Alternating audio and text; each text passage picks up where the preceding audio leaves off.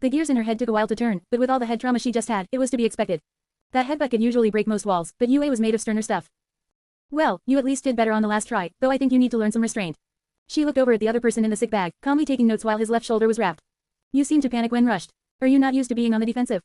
One more try. How did she get bodied like that? She was the number 7 hero.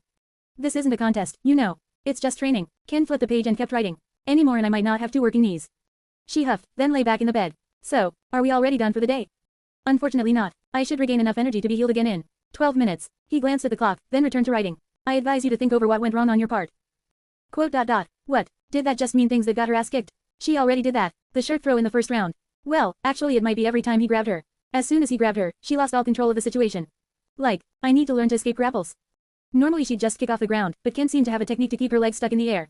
Yes, things like that. Or when you charge straight at a wall with no way to stop in time. You forgot to gauge distance, and realized you didn't have enough room to spin. Ken massaged his shoulder, then checked the clock and went back to reading. She hated being stuck in the past and usually didn't think too much about the things that didn't work. But it didn't seem Recovery Girl was going to let her out of bed with how she got swatted every time she tried to stand up. So instead, she sat back and started trying to think over what went wrong. Why was it that when he won fights, he always seemed to end up more injured than his opponent? His butt hurt, his fingers were killing him, and his shoulder got dislocated. Again. He hadn't even been there an hour yet, and he got sent to Recovery Girl twice. This was supposed to be training, so why did Maruko keep going full throttle? Was she trying to kill him? Alright Mr. Ken, you should be ready again. He already ate again and had been meditating since he got here. He couldn't get to sleep fast enough for it to help. He didn't stop meditating until after the kiss, and Maruko had also been dismissed. And you, this isn't a fight, it's training. Learn the difference. I'm not here all day you know. He ate more food, standing up. Tired as he was, his muscles felt great. He stretched again, looking over Maruko. How about we start with some stretches? That's a good opening exercise. Quote. Stretches. Again, I thought you were gonna teach me to fight. Midoriya nodded, working his back. But I feel responsible if you pull the muscle, so we'll stretch first. Should only take 10, and we've got a lot of time. Way too much time. He shouldn't have said all day. Come on. It had seemed easy right until he tried to break her legs. She was flexible, yeah, but not that flexible. Just relax, you barely have to do a thing. He pulled her legs up to her shoulder one at a time, helping to balance her. He then helped her stretch sideways, then they moved on from the leg stretches to arm stretches. For someone with such strong arms, you never seem to use them. He had to help her with this still, but this needed a lot more help than her legs. I suppose that's one thing we could train. My arms. She did have strong arms, but they weren't hot shit compared to her legs, and if one thing was just better than another, why use the other? What am I supposed to do with them? Escape grapples. Learn to catch yourself. Maybe even attack with them, if you're feeling up to it. He took out a set of fingerless gloves like the ones he was wearing and threw them at her. Don't worry, we won't do this for long. We'll get to kick soon. Quote. How soon is that? Midoriya was barely trying anymore. Stop trying, muscle your way out and turn your head. Which way? He had her in a hold for so long, his arm was getting tired. You're right, and now pull backward and good job. He had to hold that pose for 7 minutes while he told her things not to do. He shook his arm, then rolled his shoulder. I'm going to have to use my other arm I'm afraid. How many times do you have to do this? Maruko rubbed her neck. They were practicing the guillotine choke since it's the one he took her down with twice. As many times as you need. He put her head down and wrapped his arm over her, keeping a loose grip. Move off the centerline, use those legs you're so proud of. That's not the centerline. Then what is? When being stuck in a guillotine choke, an easy way was to move across the body. Like if the person was choking you with their right arm, move your body to the left side. It took off the pressure and you'd be fine, rendering the choke ineffective. The middle of me. I'm going to try to get you on one side of the centerline, you want to be on the other side of the centerline, whichever one's opposite to my choke. He adjusted the pressure so she didn't go unconscious again since she didn't seem to know when to tap out. Since he was going for a choke with his left hand, she moved to his right side and crossed his body. Like that. Yes, excellent. I'm going to put a little more force behind it. How are you feeling? He tightened his grip, but from her new position it didn't do anything. Fine, I guess. Did I learn it yet? She was so eager to stop learning this, he'd just drop it with this. We're about to find out. He released the grip, stepping back. Get your head down, and try to move my body out of the way when I go down with you. I'm going to fall backward, you're going to grab my knee and shove it to move faster. Repeat to me what we're going to do. I put my head down, you fall back, I grab your knee and move to your other side. She had to think over her phrasing on the last part, but it was good enough. Alright, then let's get started. He went for her with his right arm. And she moved into the choke instead of out, moving herself to the right. He gave her a moment in the choke before letting go. Quote. What did you do wrong? Quote. Wrong side. He nodded, helping her up. We don't do it until it looks nice, we do it until it's done right. Again. Maruko broke her 10th chokehold in a row and smiled proudly. How's that? Not bad for only one move, even if it's a little situational. Ken helped her up. Now, I believe you wanted to practice some kicks. Finally. But she didn't want to seem too excited. Yeah, sure. Alright, we're gonna start with a forward kick. You're gonna want to bring your knee up and over your hip, like this. Ken demonstrated as he spoke. You can hit with either the ball of your foot, the heel of your foot, or just hit flat-footed. Here, I'll help you get a feel for it, if it's alright. Sure, whatever. He stood beside her, talking her through the motion and grabbing her knee. She already basically knew this kick. Boot. When he grabbed her leg. You want to stand as straight as possible. You're only going to extend your leg after you get your knee up, alright. He was awfully close to her, helping her get her leg through the positions even though she could do them herself. After you get the knee up, the same arm is going to swing the opposite direction while you lean back. He did the motion with her a few times. Give it a try yourself. She went through the motions very slowly, then remembered this was supposed to be an attack and put some force in. A little too much force, judging by how she fell backward and had to flip out of it. Ken didn't chastise her this time, drinking more water. Remember to lean back and pump the arm forward. You can lean forward before you do the kick itself to offset it. She gave it another try and only had to flail for a second to get a hold of herself. This looked embarrassing, but it didn't seem as strong as her current kicks. It didn't require as much motion, at least. And Ken kept giving her small tips until she could do it over and over again without losing balance. You're doing a great job. Are you ready to try practicing with the back foot? While she wasn't familiar with the term, one of her legs was further back than the other, and that wasn't the one she was kicking with. Wasn't hard to figure out which leg he was talking about. Yeah, could you help me get a feel for it again? It helped a lot. Ken nodded and came beside her, giving a quick demonstration. She paid attention to his words. A little. She wasn't distracted. She did enjoy learning new ways to beat the shit out of people, unlike those escape techniques. This was kind of fun. Maruko smiled, and noticed the white thing in the corner, smiling smugly and wiggling his eyebrows at her. Quote. Oh, don't mind me, Ms. Maruko. Nezu said, just enjoying the view. Chapter end notes. Hey, this exists and I'm trying to learn how to do these kicks again to make it as realistic as possible. Tell me how badly I failed. Yo, this is a dumpster fire and I'm the arsonist. Let's do this. Why does Maruko lose all 3 matches? I have not seen her use her arms in a fight once. For escaping grapples, while it's not necessary, it's very helpful. It could be done with just legs, but she was just speeding up the chokeout instead of escaping.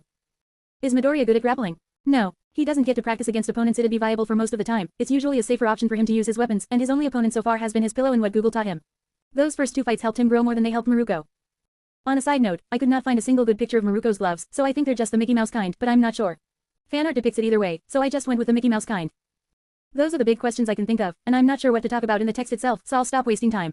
I've got to go back and edit some earlier chapters now to fix it up, so till we meet again, adios. Chapter 66. Chapter summary. I'd write training again, but I write it so much I think it's the generic state now. Oh, and Nezu's there now.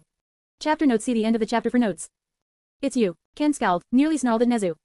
It is indeed me. Nezu laughed, waving hello. Hello Maruko, always a pleasure. Maruko stepped away from Ken, then looked between the two. Ken was completely fixed on Nezu and had a look like the one she got when seeing Ronin. Nezu was still smiling smugly, all eyes for Ken. Are you here for something? Just supervising. This is my facility after all. They had a history, but all she could tell was that Ken hated Nezu while Nezu, at least, didn't seem to hate Ken. Quote. Oh well, are you ready to continue? Ken moved on quickly, redirecting his attention to her. Sitting around here won't teach you a thing, after all. Course I'm ready. She snorted with indignation. She just needed to focus. Like Ken. Why was Nezu here this time? Wasn't he usually just watching through the cameras? Why was he here in person? Yes, this was his place, but didn't that furry fucker have some taxes to do or some more money to waste building robots? Ronin forced himself to keep going. If he couldn't be calm, he'd fake it until it was real. They moved on to the next kick. For the side kick, turn your back foot to face away from your opponent. He stepped forward with his back leg but pointed the back foot away so his heel pointed toward his target. You are going to turn your shoulders slightly further than sideways to show a little bit of your back. Your lead toes should be pointing down when you make contact, so your heel will point a little up. Toes shouldn't be higher than the heel. He kicked the air, then left his foot up while he explained with hand motions. You want to hit with just the heel if you can, but definitely not the toes.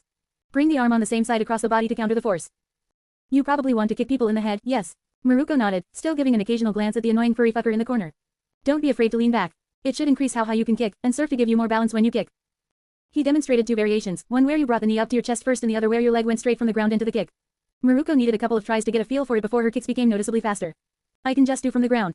It's just my foot jumping into their face anyway. Remember to move your arms. He'd given her a little push and thrown her completely off balance. A real opponent won't sit pretty while you hit them, and you need to be able to hit something without falling over. Move arms, got it. She kept practicing, with Midoriya serving to throw her off a little bit and force her to adjust. He made her do kick after kick until her leg felt like it was going to fall off, before finally switching legs. Remember, if you want more power, you want more momentum. To get more momentum, you have to move. And what direction do you want to move? He pushed up the poor training dummy and stepped back just before it got launched into a wall. Towards the target. This was just basic stuff, but it was the basics that formed a foundation for excellence. Maruko adjusted quickly to kicks, even if she'd probably never use any of this again. She just didn't need more power. Good. Now, again. He grabbed a new training dummy, setting it up and taking a step back. Maruko jumped forward, her back leg driving off the ground to give herself forward momentum, then going forward while crossing behind her front leg. The back heel pointed toward the dummy. Her front leg pushed off the ground and twisted, driving forward and straightening as it hit the target in what would have been the ribs on a human. The metal caved in and went flying, crashing into the wall. Hey, old man, you're a good teacher. Where you work? Ronin stopped, chuckling, then continued resetting the dummy. Nowhere, yet. Hey, you should work here. Nezu threw a water bottle to Maruko. It had been 30 minutes since her last drink and she should be needing one soon, by her work rate and the usual pace that Ronin gave her water bottles. Keep dreaming. Ronin shot him down as quickly as usual but avoided the inciting question, standing back as Maruko switched legs and hit the dummy in the head. Since the neck was still in working order, it didn't break, instead sending the target up and back until it came crashing down. It seemed almost redundant to teach Maruko how to hit harder since she never needed it. Nezu couldn't think of anyone who actually went toe-to-toe with her in Wan. She performed another kick, shattering the dummy. Maruko laughed as the bits flew, jumping backward. Thought this would be boring. This is kind of fun. Nezu, how many of these things you got? More than you could break in one day, I'm afraid. He chuckled. Even if it seemed pointless, Maruko did enjoy it and was improving. She performed another side kick into the air, then switched into several front kicks. He had seen Ronin do it, but it was obvious that it wasn't his quirk when put against someone who had super strength. Even the gust created by her strikes could knock you over, and that wasn't to speak of the speed she threw her legs out. You've improved a lot from when you started. Ronin swept away the remains of the robot to a corner with the rest of the junk. You should try to remember the power isn't everything. Accuracy is also key, and the only reason I still feel safe if I had to spar with you. Hey, I'm hitting the thing. She gestured to the many broken robots, all broken with crushing impacts. What other kinds of accuracy are there? Precision. Do you play darts? I don't want you to hit the dartboard anymore, Ms. Usajiyama. You've proven you can do that. He took out a bit of chalk, marking an X on the wall about shoulder height to himself. I want you to hit the bullseye and just the bullseye. Try hitting that, about 20 consecutive hits should be good. She looked around, trying to find the twist. It seemed easy, but she learned fast enough to know that meant something was wrong. As much power as you want. Go for it. That was just raising alarms now. She gauged the distance, made sure her legs could get that high even though she'd kicked higher just 5 minutes ago, and stepped back. She shuffled her feet for a moment before. Crack. Her kick broke that wall like tissue paper, even if it didn't break through the entire thing like normal.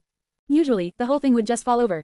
But this time, I missed. Her foot imprint had created a spiderweb of cracks, but barely one of the cracks touched the actual X. She had gone a little short and went too far to the right. A glance at Ken showed he wasn't disturbed by the slight miss.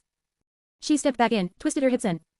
Crack. Another bit of cracked wall. She partially hit the X with her toes, but most of her foot missed as it over-adjusted to the left since her last hit was to the right. Another step back, another kick.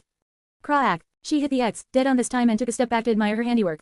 The kicks had been looking clean for a while, but that was Maruko's first clean hit. She stepped up for another one. Crack. And missed, going too low again. That was weird. Another one. And another one. Maruko could get about 3 hits before her exhaustion kicked in. Midoriya figured that this would be a problem, but hadn't brought it up. It was a problem most heroes had, but unlike vigilantes and office workers, they didn't have to deal with it often. At least, not in this way. Your legs feeling heavy. She was sweating more heavily, and her breathing was harder. Rest is just important as drive in a workout. Take a seat, I've got something weird to show you. He had already brought over a folding chair for her, but she turned him down to stay standing well, stay leaning on the wall. Is this some weird trick to why I can't hit the target? Little bit. Remember my starting words. He lined himself up with the target. Damn, Nezu would have to replace this part of the wall, at least. Hit the target, hard as I want, 20 times in a row. He nodded, it was close enough. As hard as you want doesn't mean you have to go hard at all. Midoriya moved at a snail's pace, using the flexibility and balance he practiced every day to slowly and gently touch the target while maintaining correct form. You can take your time, line up your shots, and experiment. That way, when you get serious. His lead leg kicked off the wall, pushing him back, then jutted forward and turned so its toes were pointing the opposite direction from his target.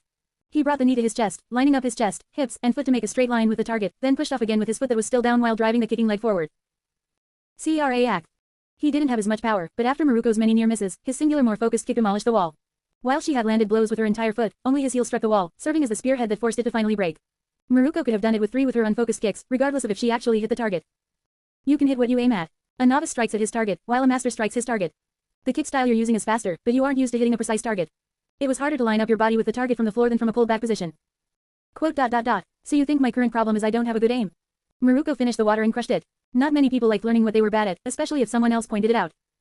Among other things, a lack of endurance, focus, and over-reliance on power. But all of those things are things that almost all modern heroes struggle with. Instead of being nicer, he pressed on. Your main problem is you go full power every time. You don't have the endurance to do that though, so you need to relax more. You might rein it in, but you always try to use as much power as possible. Midoriya checked the time. Almost 1, time for lunch. We can get into more detail later. For now, let's eat. Nezu still wasn't quite sure what Ronin was actually doing here, or what he was teaching.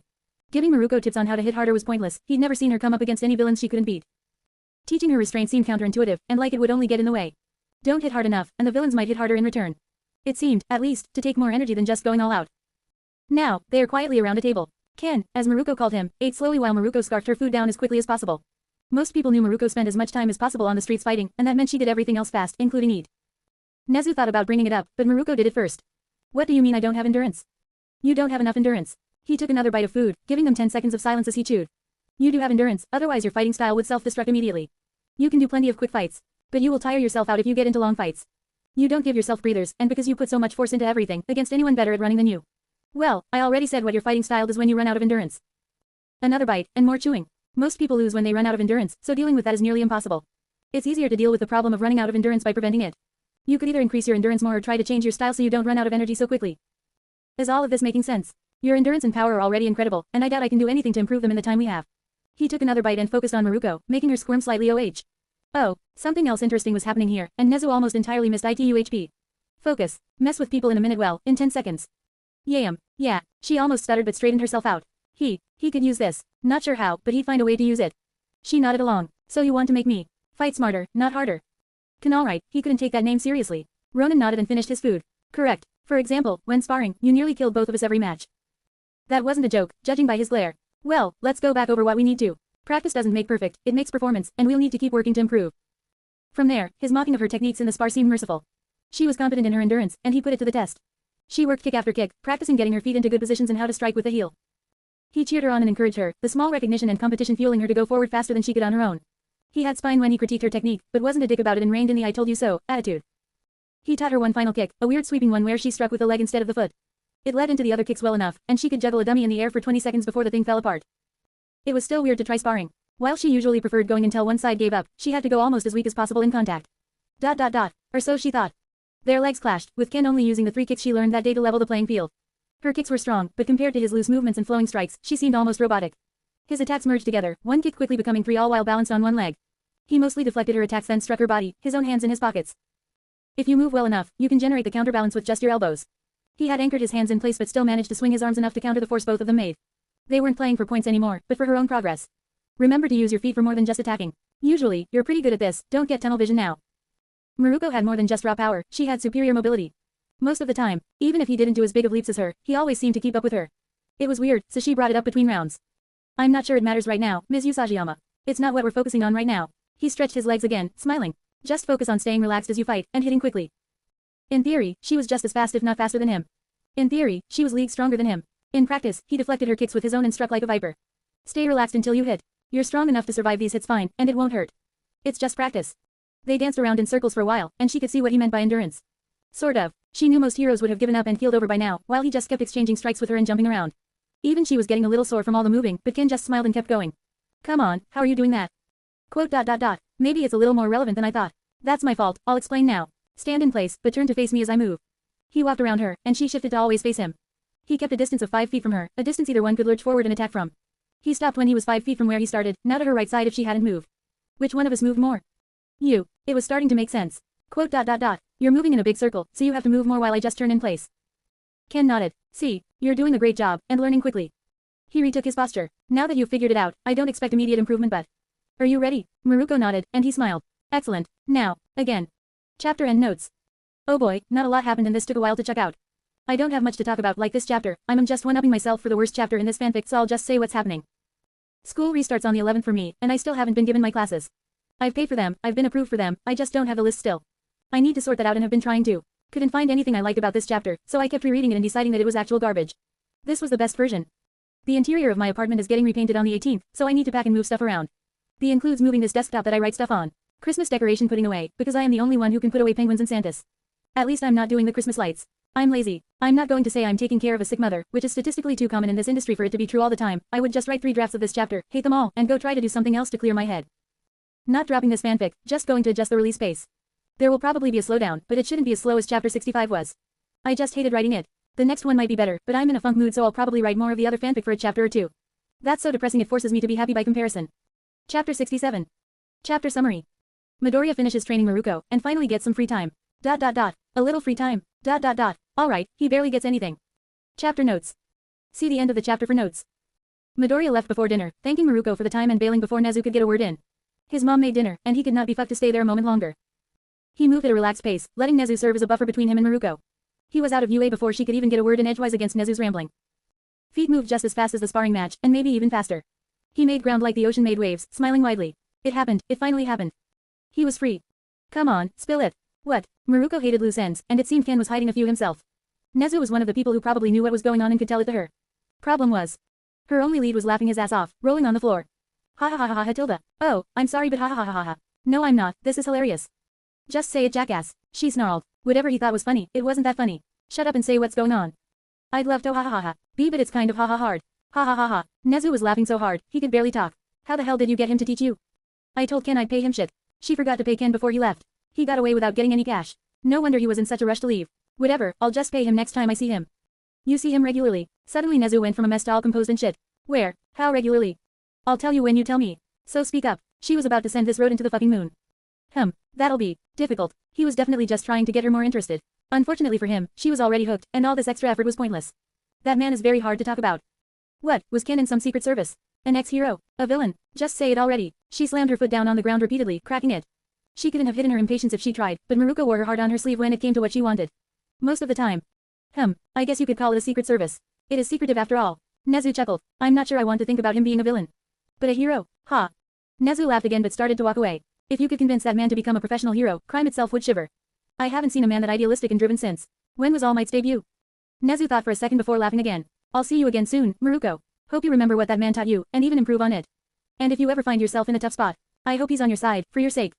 No more stupid Yue brats to teach. No top 10 heroes to force to pay attention. He might love Kaminari, but a man needed some free time.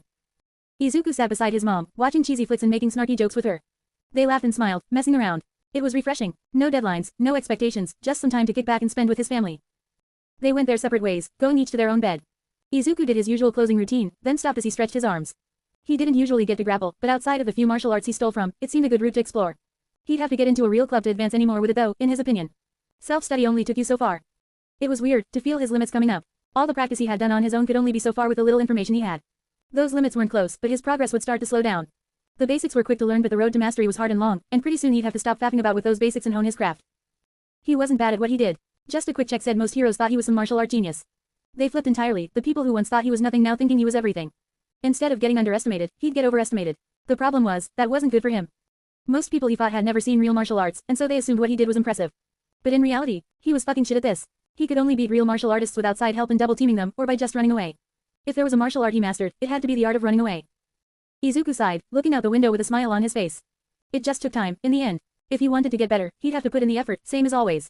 It was just that he couldn't coast along anymore. Midoriya shook his head, then grabbed his notes. It was time to learn martial arts, for real this time. And he was going to learn a martial art that he couldn't otherwise, one that required a partner. He'd be learning Judo. Inko blinked, then looked at her son. Are you sure it's safe? Of course. Izuku laughed. There are no quirks in it so even I can do it, and it's great for self-defense. Inko shook her head, thinking a little longer before signing the sheet. Alright, if you're so sure. Midoriya picked up the bag with their stuff. Just when he started getting good at golf, they switched sports. He wasn't too upset, it was pretty hot out and inside the ping-pong room was nice and cool. You're doing great, Izuku. You've really improved since last time, his mom said, hugging him. He might not have been good at ping-pong, but it was way easier than dual-wielding. Seriously, dual-wielding two full swords might have been his worst idea ever. Wrists were only so good. Even if he couldn't hit it back, he could block incoming shots. That meant his mom controlled the pace and forced him to go at her rhythm. All in all, it was a very good experience even if unintentional. Thanks, Mom, but I think I'll be improving when I can score a point.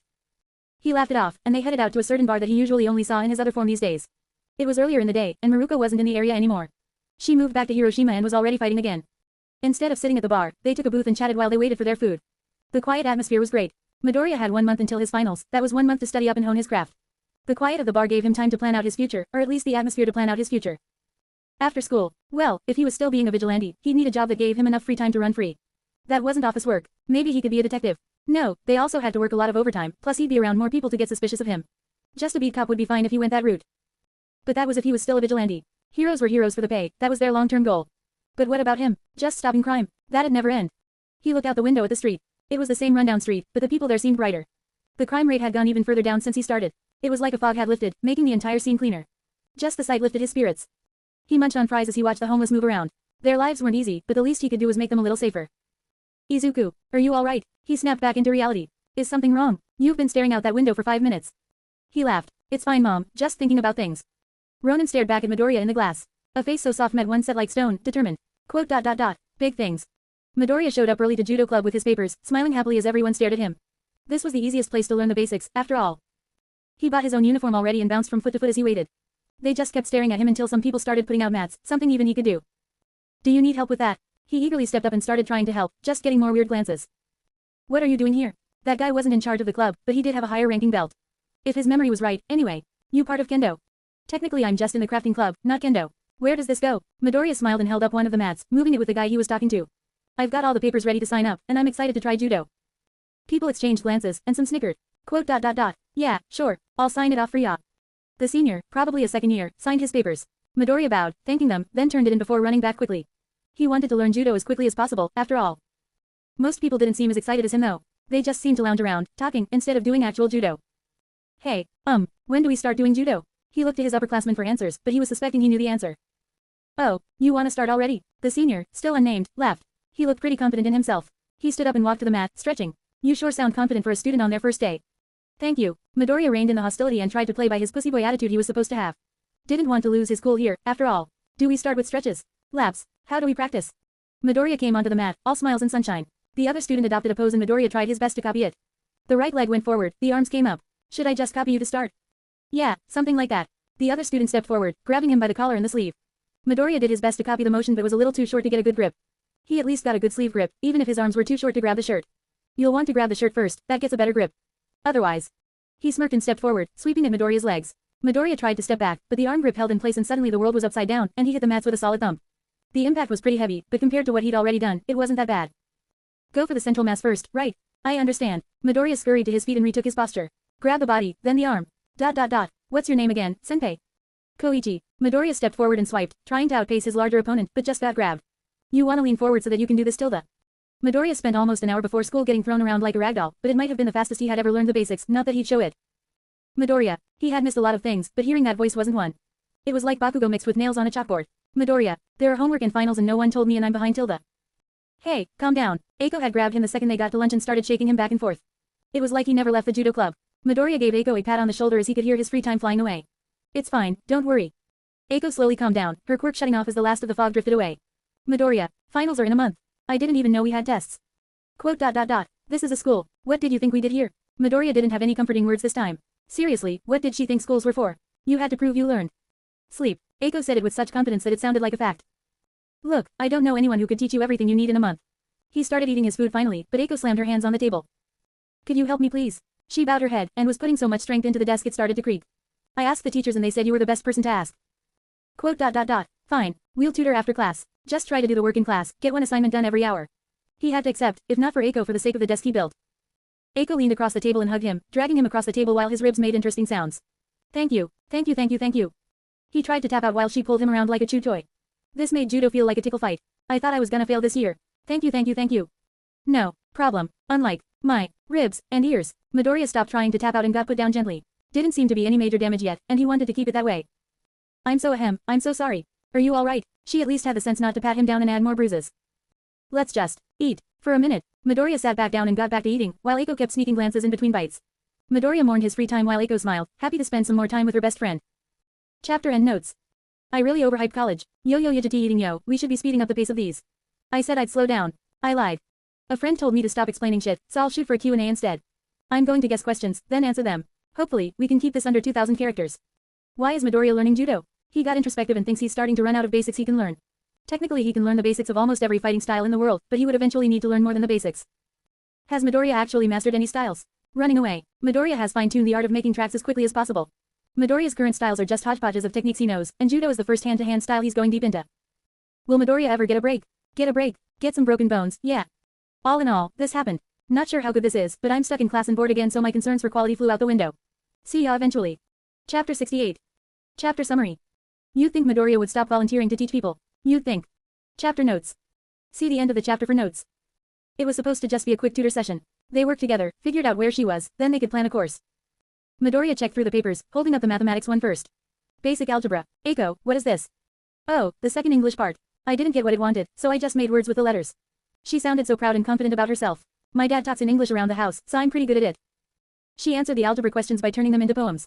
Midoriya rubbed his eyes. Eiko, when's the last time you took a math test?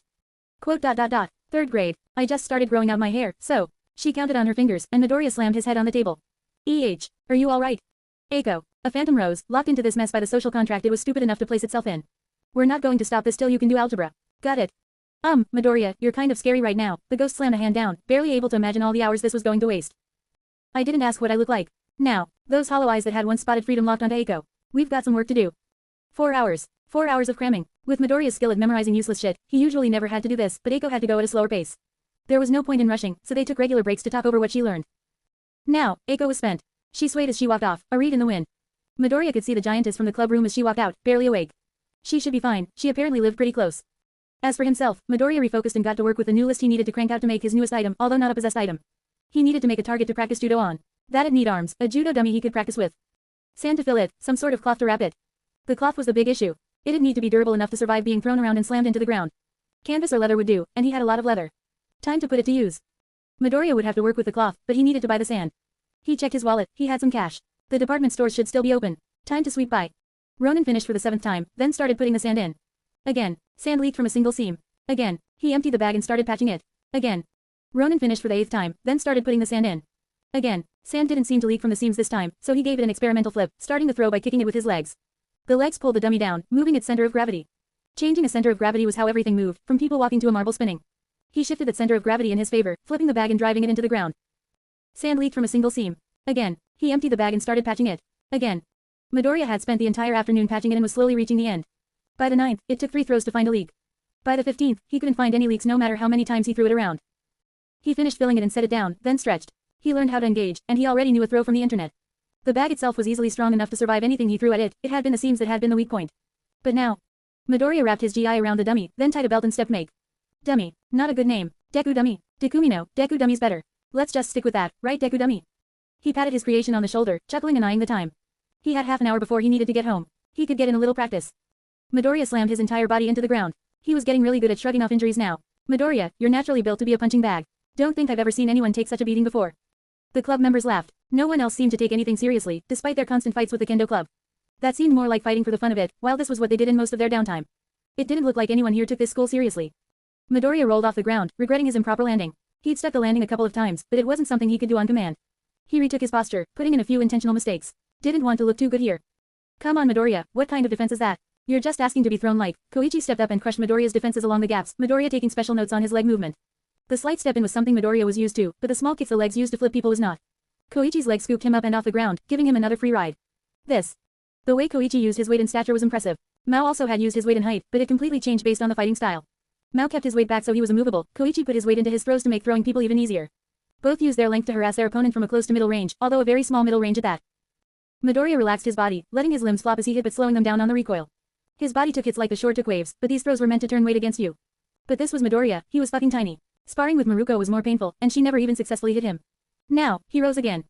That's amazing senpai. Could you show me how to do that? Midoriya kept up the fanboy act while pretending to be more hurt than he was. This whole faking thing was harder than he thought it'd be. Koichi, stop messing with the newbie. Look newbie, you want a serious lesson, Google it and shut up. Another member was really showing his passion for this. Weren't they supposed to be here to get better at judo? You want him to shut up, you teach him. That'll take away Koichi's pup. Whoa, Koichi's pup. That was a new low for Midoriya. Worked well for him though. The leader of the judo club stopped paying attention to the complainer and got back to playing cards. Fuck that. The complainer played another card. You're just scared of losing. Ignore those chumps, and focus. Or else this will happen. Koichi grabbed Midoriya again, and it felt like he had learned how to fly before crashing like Icarus. Focus on sectioning it off into bits you can understand. You do it all at once, it's just a mess, so tear it into chunks. Midoriya talked Eiko through the math for their lunch period. He didn't even want to think about the other subjects for now. But how do I know what to turn into a section and what to leave? Eiko scratched her head, staring down intently at the paper. Probably, he couldn't see her face. She could have her eyes closed for all he knew. Just follow PEMDAS. It's English, but you're good at English, right? Eiko nodded, listing them off and making Midoriya smile. They were painting with broad strokes, but she had a lot of ground to cover. Great. Just remember, if something doesn't make sense, take a step back and look at the problem again. What's it asking for? What's it giving you? You should be able to find the answer with the information it gives you. Eiko nodded again, then got back into the work. They had a long way to go before they were done. Midoriya's foot slid across the ground, flipping the dummy up in his arms using the momentum to drag it into the ground.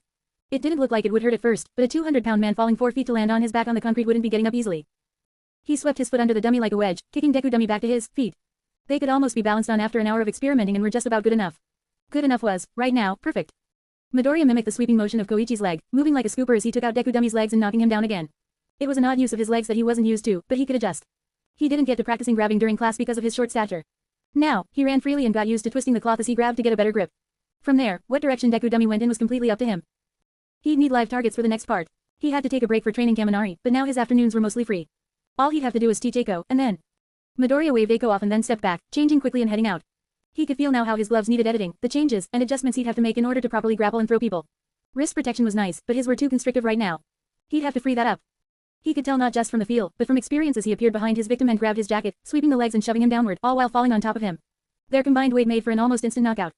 He faded back as goons turned around. These people weren't fit to be called villains. Even calling them criminal was a strong phrase. They started to notice their dwindling numbers right as Ronin appeared, throwing one headfirst into the rest, then drawing both guns and opening fire. The blasts took out the last quickly, too quick for them to defend themselves.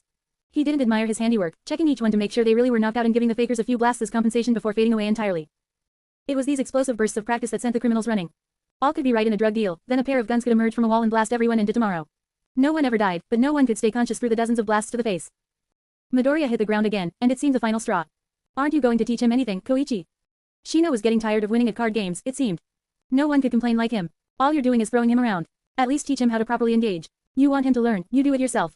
I'm doing it, so I do it my way. Koichi laughed, then spun and flipped the rising Midoriya. He was really getting a kick out of all of this. Shino finally hit his limit. He was bored, and Koichi never shut up. Fine. Pup. You're gonna follow what I do. You're gonna learn some real judo now, so shut up. Shino flicked out his arms. Stretch first. Follow along, cause if I heard myself kicking your ass, you're dead. Midoriya nodded, following along. It seemed his persistence would finally pay off. Midoriya's pen flicked along the paper, making notes. Eiko twitched in her chair, as tense as a violin string. He looked over the work, nodding, then slid it to her. 80%. Did I really do 80%? She smiled like it was the best thing in the world, and for her, it was improving by leaps and bounds. Even if the work he'd given her was for someone 4 years younger than her. Yup, way to go AW shit. Midoriya was picked up again, going on another ride as they spun around. I did it. I really did it. Eiko was lost in her own world, finally scoring above 75%. Took a lot of retakes and explanations to get here, but for Eiko, every second was worth it. Thanks Midoriya. Yeah, no problem. He had wisened up and started wearing the bodysuit for protection. He could learn too, it seemed. Not much, but every bit counted when you were as dense as him. It was just a problem of him not focusing on the right thing. He focused only on the throws. He had now adjusted the gloves. He'd been training for over a week, and the new model of gloves could grapple the dummy much more easily. Ronin's eyes narrowed, then stepped forward. He didn't fight in official matches, he fought to win. He needed to get to setting up quickly and throwing someone straight after running toward them. His old movement tactics could be reworked. His judo steps emphasized the strength he needed, the ability to turn quickly. It created a new stance, adjusting with small steps and twisting his body to avoid attacks instead of sidestepping completely. The less energy spent dodging, the longer he could go. Ronin ran into Deku Dummy, sliding his leg along the ground and hooking the dummy's knee with his own, shoulder checking the dummy into the floor. Deku Dummy's back hit the floor first, taking the weight off his knee when it hit the ground. His knee guards would also absorb some of the shocks. All in all, not bad. The men tried to run as the monster hurled from the alley, wrapping a leg around one of theirs while shoving him down face first. It didn't even stop and kept running straight, stepping off the first victim and grabbing the second's arm, stopping him while kicking his knee out. The second goon was forced into a partial kneel, then got a side kick to the back of the head, slamming his head into the ground. Only one was left, and he tripped on his own feet. He sniveled as the monster looked down on him, cloaked in black. It didn't have a face, just a cloak that flowed in the breeze as it approached. Those swords glinted at his side, and what seemed to be thousands of needles adorned his body. The final victim tried to get up, feeling an iron claw wrap around his shoulder. Hardly anyone heard him scream, and even less cared to find out what caused that strange screech. Chapter and notes. Ooh boy, you thought I just meant I was going back to 1 chapter a day, but it was me, 2 chapters a day. Yiggity yaggity yo, this dumpster fire is just getting started. Let's get this done and move on quickly. Are the chapters going to be shorter and more frequent? Probably, IDK. That's for smart people to figure out, not me. Who do you think I am? Are you doing baby time skips? Yes. There's a monthish between finals and internship, and we're gonna be fast forwarding through it. Did you think this through? The story yes, the release schedule no. Is this a good idea? No. You see what I'm doing? Any aspiring writers, you need to look at what I do then do the opposite. Think through what you're doing, and keep in mind pacing. I'm trying to speed this up because I have been told the long training is boring, but I personally hate skipping all the work as it makes the power feel less deserved. People tend to remember and relate to suffering more if they saw it, instead of it just being briefly mentioned. Don't time skip through all the training, because your readers will be unsure of how good your main character is now. For example, at the end of this chapter, Ronin doesn't even seem human anymore to random gangsters and punks without needing to use weapons. This cements him as stronger than those gangsters. I'm not saying you should show everything, but if you fade to black without mentioning any of the actual training or demonstrating what your character can now do, it feels more like an ASS pull when your character shows off new techniques that the audience had no way of knowing they could do. It can be done, but a usually more interesting way is to let your audience know what your character can do. There are exceptions, but usually, if you show off what your character's powers are and how strong they are, your audience can accurately grasp what they can do and forces them to rely on inventive ways of using old powers, instead of them pulling new ones from thin air. Constantly doing the surprise with new powers can also ruin tension, because your audience knows that if there's no real way they can win, the characters will just pull something out of their ass. Don't ruin your own tension unless it's intentional, and even if it's intentional, think about why the tension's there first. I've ranted for long enough, and that wasn't funny. Oh well, we can't all be as funny as my face. Adios. Chapter 69. Chapter Summary. Nice. Chapter notes. See the end of the chapter for notes. They were getting close. They were only 2 grades away now. They were so close. So why are all the test results the same? They had so much progress until now, but it seemed every step forward was a step backward in some other field. This pattern had worked until now, so why did it stop working? It was clearly time to change tactics, but if he didn't know why the plan stopped working, he couldn't work around it. Sorry, I just can't remember everything. That made sense. He sat beside Eiko, looking over her mock tests he'd written up, thinking it over. Humans could only remember so much stuff, and he couldn't rush it. This was an unavoidable problem they were gonna run into eventually, and it might as well be now. It's fine. You've made great progress in the other areas. Midoriya checked the tests. She hadn't forgotten any of the old stuff, the problem was none of the new stuff was sticking. Practice the old sections to make sure you don't forget them. You might not advance yet, but that's just for now. You need to keep what you've got. Eiko nodded vigorously, finishing her lunch. I get it. Will we go over past stuff later? It was Midoriya's turn to nod. Yup. Now go get back to class and work some more, this break's run on long enough. We can fix another one of your jackets while we review. They had taken to doing a bit of sewing while they went over her work. The motion seemed to help her remember things more easily, and Midoriya would use every trick in the book and even some off the record to ensure his students succeeded. Eiko looked down at her results, seeming to smile underneath the blanket of hair. It was hard to read her, but hard was not impossible. Thank you for your time. I'll see you later. Eiko bowed and ran off, leaving Midoriya to finish his own lunch in quiet. They were improving, slowly but surely. Midoriya flipped the Deku Dummy again, throwing him face first into the wall and then going straight for the chokehold. While he couldn't check if he was doing the hold correctly, it was the motion he needed to get down. A person who was falling, be it from tripping or from being thrown, would try to instinctively catch themselves, and that was both predictable and exploitable. He stood back up and got back into position, dragging Deku Dummy into position before exploding again and chucking him across the room again. It forced him to throw closer to his body so he could quickly get atop his opponent, then choke him out. He practiced his holds as well as his throws, moving to dislocate limbs. Nothing permanent, but painful. And enough pain could lead straight to a knockout. All in all, it was great practice.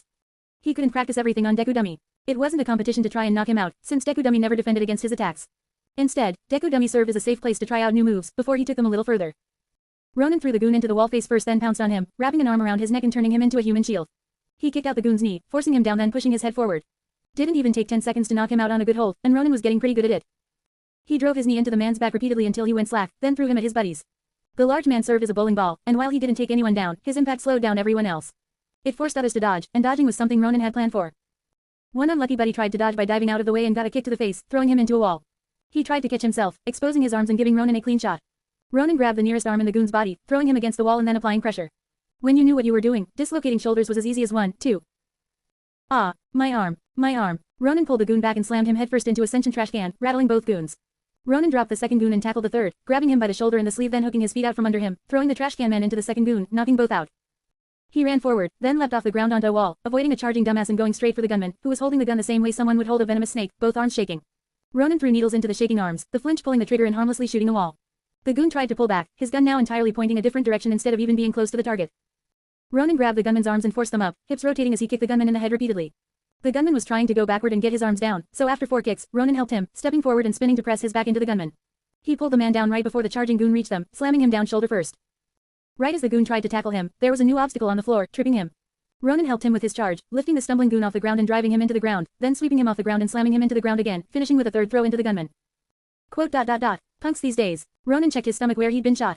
The bodysuit had stopped it, but that was going to be a nasty bruise. He glanced down at the original victim, tossing him his wallet. You dropped this. You dropped your guard again, pup. Koichi just laughed from the sidelines while Shino knocked his hand away, grabbing him and pushing him into the ground. That throw didn't even lift him off the ground, but he was still completely in Shino's control. The ability to accurately find the points to grasp was amazing, but Shino had a unique ability that most people didn't have. I thought you weren't gonna train him, you lazy asshole. Shino grabbed Koichi, who wasn't wearing a GI, and flipped him too. Shino had fought so much he could grab any clothes, not just skis. Shit, I'm tired. What the fuck did you do, pup? Shino wiped his head off with a towel. Midoriya's influence had spread to most of the judo club, and now they were all training irregularly at least. Possibly due to watching his constant work, some other people were starting to take judo more seriously. I trained, senpai. It was the truth, even if Midoriya didn't show his best skills. Midoriya constantly put in the reps, both here and on the streets. Shino shook his head, grabbing a bottle and downing the contents. Quote. Whatever pup. Kinchi, get that guard up, you're competing with pup on the mat. Get moving. Midoriya also did one more thing, although it was a bit rarer. He finished his stretches, then ran at the wall and pushed off it, kicking off to get to the top of a platform.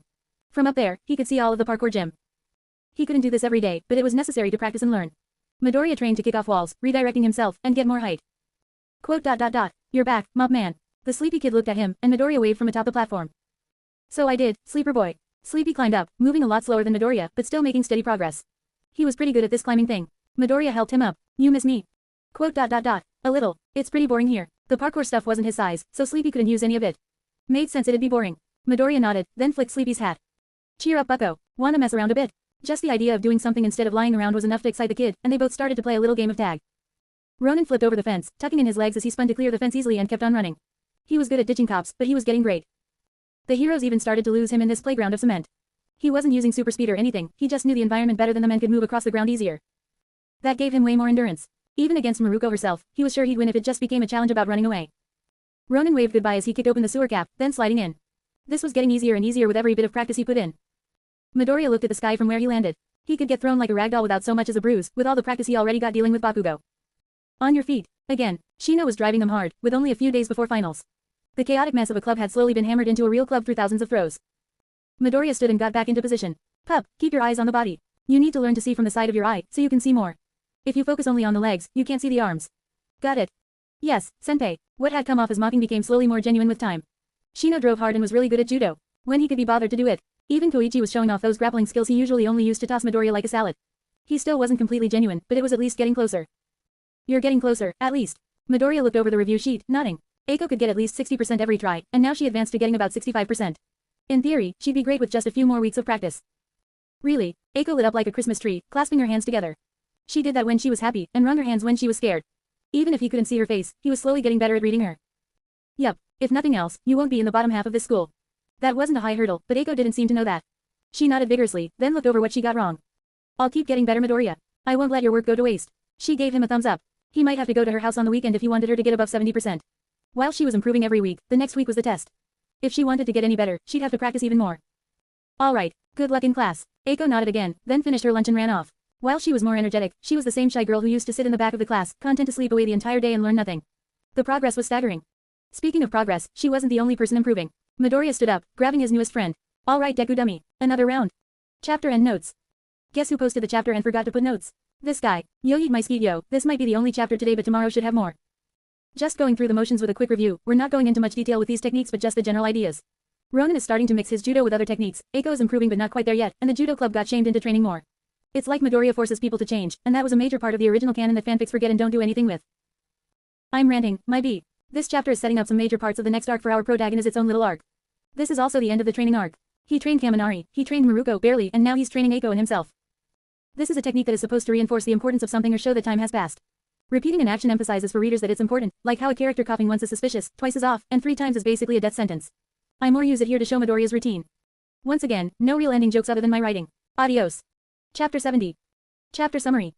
The finale is upon us. Will our hero survive? Probably, it's just a school exam, and he's one of only like 6 people who actually studied. Chapter notes. See the end of the chapter for notes. Ronin worked his arm, sitting atop one of the goons and using one of their phones to call the cops. It was the problem with breaking into buildings to beat criminals, he had to call the cops themselves.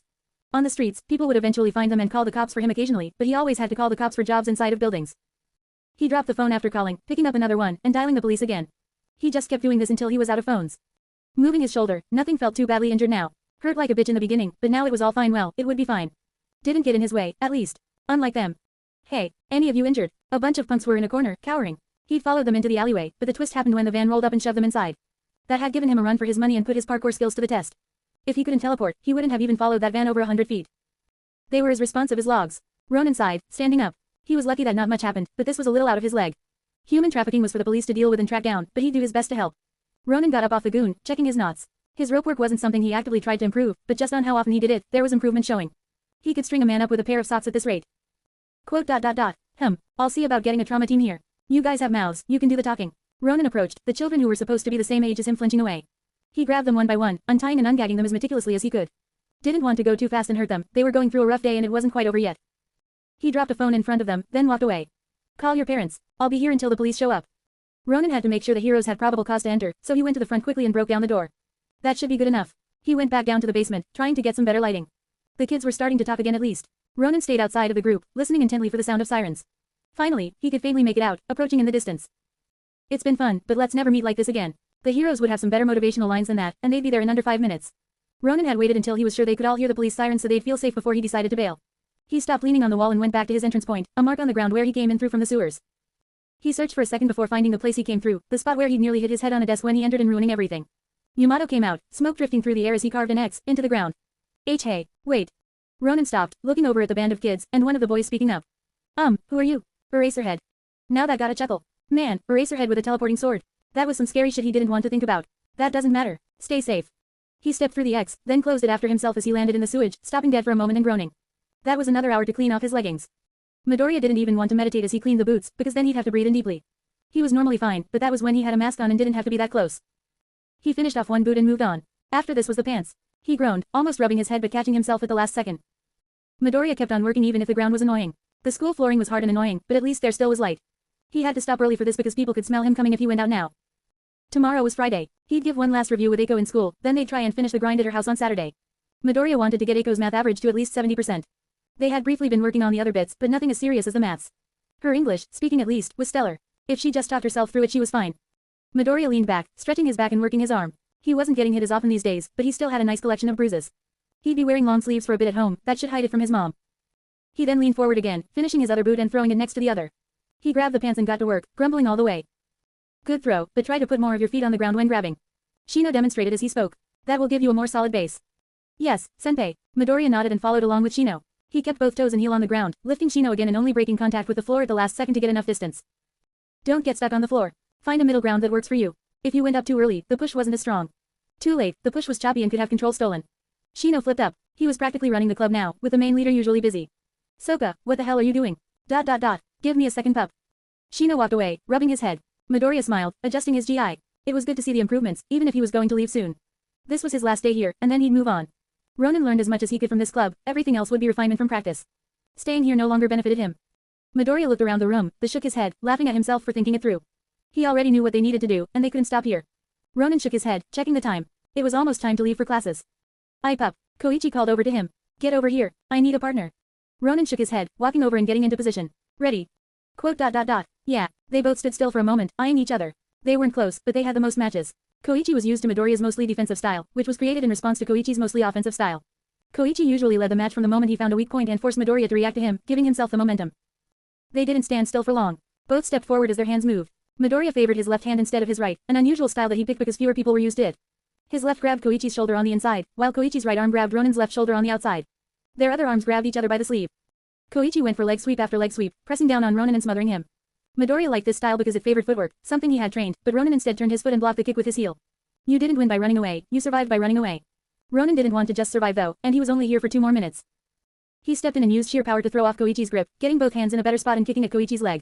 That forced him back, and Koichi's arm pushed Ronin's off. Ronin didn't get a good enough grip on the first try. But that was the first try. Ronin pulled Koichi forward with one arm and got another grip, twisting the cloth to trap his fingers a little better. Koichi tried to sweep his leg from the inside, putting his leg between Ronin's. Ronin stepped over it and struck Koichi's remaining leg, throwing him off balance and pulling him up into the air before throwing him into the mats, then stepping back. Quote. Damn it. Should have seen that one coming, huh? Ronin nodded. Little bit. Koichi laughed, then sprung up. Not bad. Not bad at all. Hey. His usually boisterous face faltered for a moment. Quote. You leaving? Like, really leaving? Yup. Gotta get back to my crafting club after all. Midoriya smiled, laughing a bit. You were pretty good, Koichi. I might drop by if I have a second to see if you're getting lazy again. Koichi chuckled. Looked like he forgot that this even was a school, and Midoriya would just be a building over. You better. That was the first loss I had in a while. Midoriya nodded, bowing, then grabbed his stuff. A lot of people said goodbye to him. He was strangely popular on his last day. Next week he'd be entirely focused on taking the test, so there was no point in being here. He headed off into the mess that was his class for one final review. And to witness one final war zone. Everyone was pretending or trying to study now. They had started randomly throughout the week, but the entire class was doing it now that the big test was just around the corner. Eiko didn't stick out at all, sitting in the back with 2 books open, reading one while taking notes in the other. She'd be hard-pressed to get everything done in time, but her effort was commendable. Midoriya's habits hadn't changed since day 1, sitting down and starting his work. He had already done all the homework though, so he spent his time reviewing and planning his future. Right now was that planning time. It barely took a week to get most basics done, but that was because they were the basics. It was easy. If he had to break it down into something mathematic, which he wanted to for his notes, everything after learning the basics took longer than the thing before it. After the beginner stuff came the easy stuff. This sounded like the same thing, but it was barely different. Beginner was knowing how to attack, easy was knowing how to attack in a fight. He had finished almost all of the easy stuff and was dealing with the intermediate stuff, like how to attack at any time. Midoriya's judo had surpassed that point, being able to do it on command. He was no master of judo, but opponents who weren't trained to defend against judo were putty in his hands. If everything was as easy to get to this point, it took a month of almost complete devotion to a single art to get it to an intermediate level. That meant he'd take a month to learn each of his weapons at a real dojo, then going onto the streets and forcing himself to apply it everywhere. It had been 26 days since he'd taken anyone down with anything other than judo. He used at least 1 throw per person he fought, even if he had to use it on some people twice to get the average right. Obviously, the next one should have been swordplay. The second art he learned, only after running away. He could do kendo, especially if it was anything like judo. Shino and Koichi's judo had been twisted by all the years they spent fighting on the streets, modified into a style that was mostly practical in real fights. Kendo was only for one two-handed sword though. Although, technically, he'd never even heard of a dojo teaching how to fight with 2 swords. Maybe just start with 1. He surfed the internet, trying to find any 2-sword style dojos. Yeah, nothing. Didn't expect much else. He might try the kendo club to see what it was like, then go from there. Kendo was all about single strikes, and if nothing else, it should refine his attacks a bit. The style heavily restrained what your legs were supposed to do, and forced you to rely more on blocking with your sword, something he didn't ever do. Mostly because he never fought anyone else using a sword. Yeah, kendo seemed a little useless. But what else could he learn from? Midoriya scrolled through his phone, trying to find anything but coming up short every time. It seemed like if he wanted good swordsmanship that was relevant to him, he might have to put off learning swordsmanship. But that left him a little open-ended on what he was supposed to learn. Technically, he could get some more parkour practice in. He'd been laying off it for a while, but there was always more stuff to learn. If he was feeling like looking stupid as hell, he could try to learn dancing as a way to learn better coordination and no. He didn't have much pride, but the little he had told him if he was going to try and learn to run away, he was going to do it by practicing running away, not moving to a rhythm. He could try to figure out how guns worked. Truth be told, he was actually dogshit with the guns, kindness and Cupid. It just never showed because they hit a large area. Learning how to aim the guns would help a lot probably, and it wasn't difficult. Sure, why not? Just guns for now. He still had some leftover metal actually, maybe he could make another gun or 2. Midoriya started sketching new guns as his classmates tried to memorize things, all intent in their task. It seemed that, after Eiko left, Midoriya would pay a visit to a certain riverbank to dig up some buried guns. He had some great ideas. Chapter and notes. This chapter was supposed to go up earlier, but right as it was getting finished I went into my 3 hours of math. Yo, I forgot to write this section and release this chapter. My B. Just a peep into what Ronin does other than chase people down on the street. Ronin does still plan out heists against larger gangs, but he needs to find them first. I'm not saying the human trafficking at the beginning will come up again soon, I'm just implying it. Ronin is going to be moving on after he gets good enough to use these attacks without thinking. The ranking of mastery probably won't come up again, but was just a way of showing how much he understands a certain style.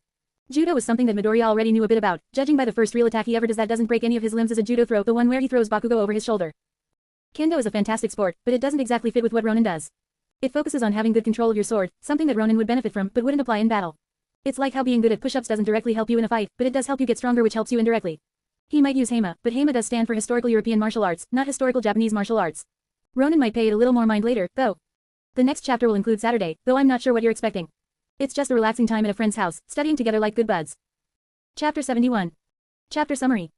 Things actually happen. We stop with all the setup. Thank God. Chapter Notes. See the end of the chapter for notes. Midoriya had to pick from his collection what guns he wanted to use. Guns were fine to use, but they were usually so big they couldn't be a part of his usual kit. The pistols were fine, but they were very light. He looked over the package of guns he had. The most common was pistol still, but he had a few goodies, thanks to Maruko. He might not have been confident to raid that metro without her, and he got some nice toys from those gun smugglers. If he was just picking two, that made it a little difficult. He knew of a lot of guns but had never seen most used outside movies and anime. The type of gun was the depth of his knowledge. Model, ammunition, proper cleaning techniques, all of that was beyond him. Still, there was a single weapon that required even less accuracy than what he'd been using, even if he only had two. He was probably going to break one while trying to make it, but he could make it work. Effort was a key ingredient to success, after all. He didn't care which one he grabbed, so he took the one on his left and began reburying the mess with his right. He restacked everything, sealed it, and buried it. Picking up his two choices, he did his best to disassemble them into his bag before he left. He had a few hours before Eiko came back. He had left right after lunch, so if he moved quickly he might pick a piece or two to replace and start planning his new modifications. Why did you start this club, Midoriya? Eiko rubbed her head, showing bits of a face as she ran her hair through her fingers. Never anything signature, just pale white skin that was usually buried underneath her black locks. Crafting. His answer was vague as ever as he checked over your results. His pen was moving a little too much for her comfort. What else would a crafting club be for? But I've never seen you working on anything. Eiko stopped messing with her hair and pulled out a carton of cranberry juice from her backpack. Do you want any? Midoriya didn't respond, just shaking his head as he worked.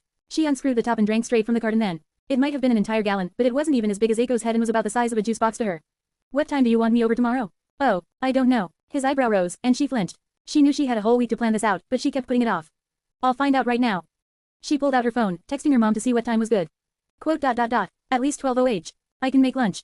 She beamed. I'll show you I can craft something without hurting myself. Food.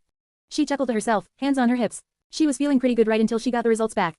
Hope you can take tests without hurting yourself too, cause with scores like that, you have a lot more in your future. Eiko huffed, then read through the notes. Midoriya pulled his chair next to hers and started to talk through the problems with her. She nodded along, taking her own notes on what he said.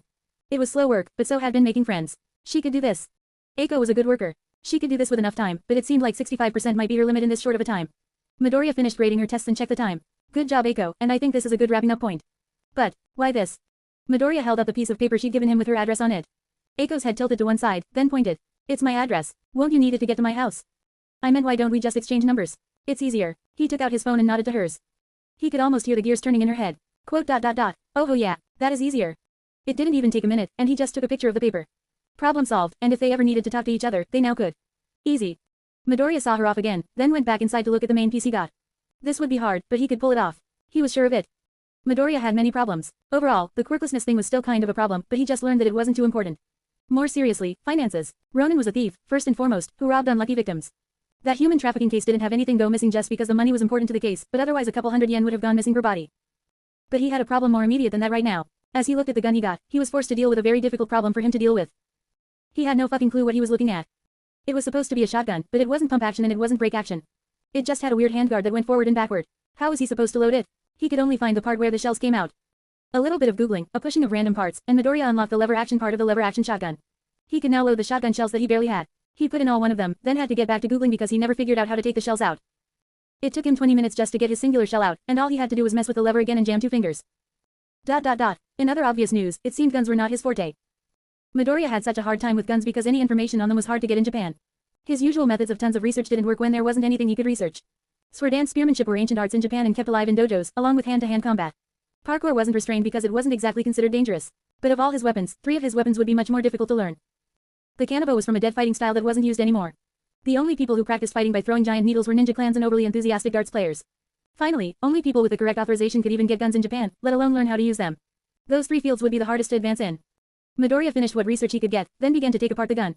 It was slow and meticulous since he only had 2 chances at it. He already knew what parts he wanted to replace, the firing chamber and the barrel. Problem was, one of those parts was miles more complicated than before and the other was just bigger. It took several tries and a lot of glances between the gun in front of him and the gun in the pictures to find all the parts he'd need to replace or at least coat with the metal. He then took the pieces and made molds of them with sand, purposely leaving a little room so he could file it down after the fact. Then, he melted the metal and filed his casts. The casts were made from a bucket, some sand, and making flammable replicas of the parts he was casting. The hot metal would burn away the replica and fill its space, then slowly cool. Even with Midoriya's army of buckets, some bought and some stolen from the janitor's closet, he still couldn't get all the parts in one go. He had to wait for about an hour for the parts to cool before he could pull them out with tongs, then get to work with the next ones. The worst part was the barrel, which took so long to cool that it was done with the second set just because of size. In the meantime, he got to start with the time-consuming process of cutting and sanding the parts he did have to shape, testing each inside the working gun to make sure everything moved correctly. At least it was the weekend so he could stay longer. He had to constantly re- and disassemble the gun over and over as he tried out his parts, letting him get more used to each part as he had to recast the failures that broke from the first casting. He then practiced the motions with the complete original gun, testing out the weight and how it felt to hold it. It'd be a while before he had a third air gun, and even longer before the fourth. There was no point in being impatient. He checked every part 3 times to make sure this shit wouldn't blow up the first time he tried to activate it. He already planned to put the battery in the gun's handle. He could add batteries as he did with the old gun and already started to make the section, carving out bits in the handle and lining up the wires. He had enough parts to make 5 more possessed items, or at least, make the battery sections for 5 more possessed items. He'd finish tomorrow, it was getting late. Midoriya put away each of the finished parts and left the still cooling pieces to finish. He could try it out before meeting with Eiko.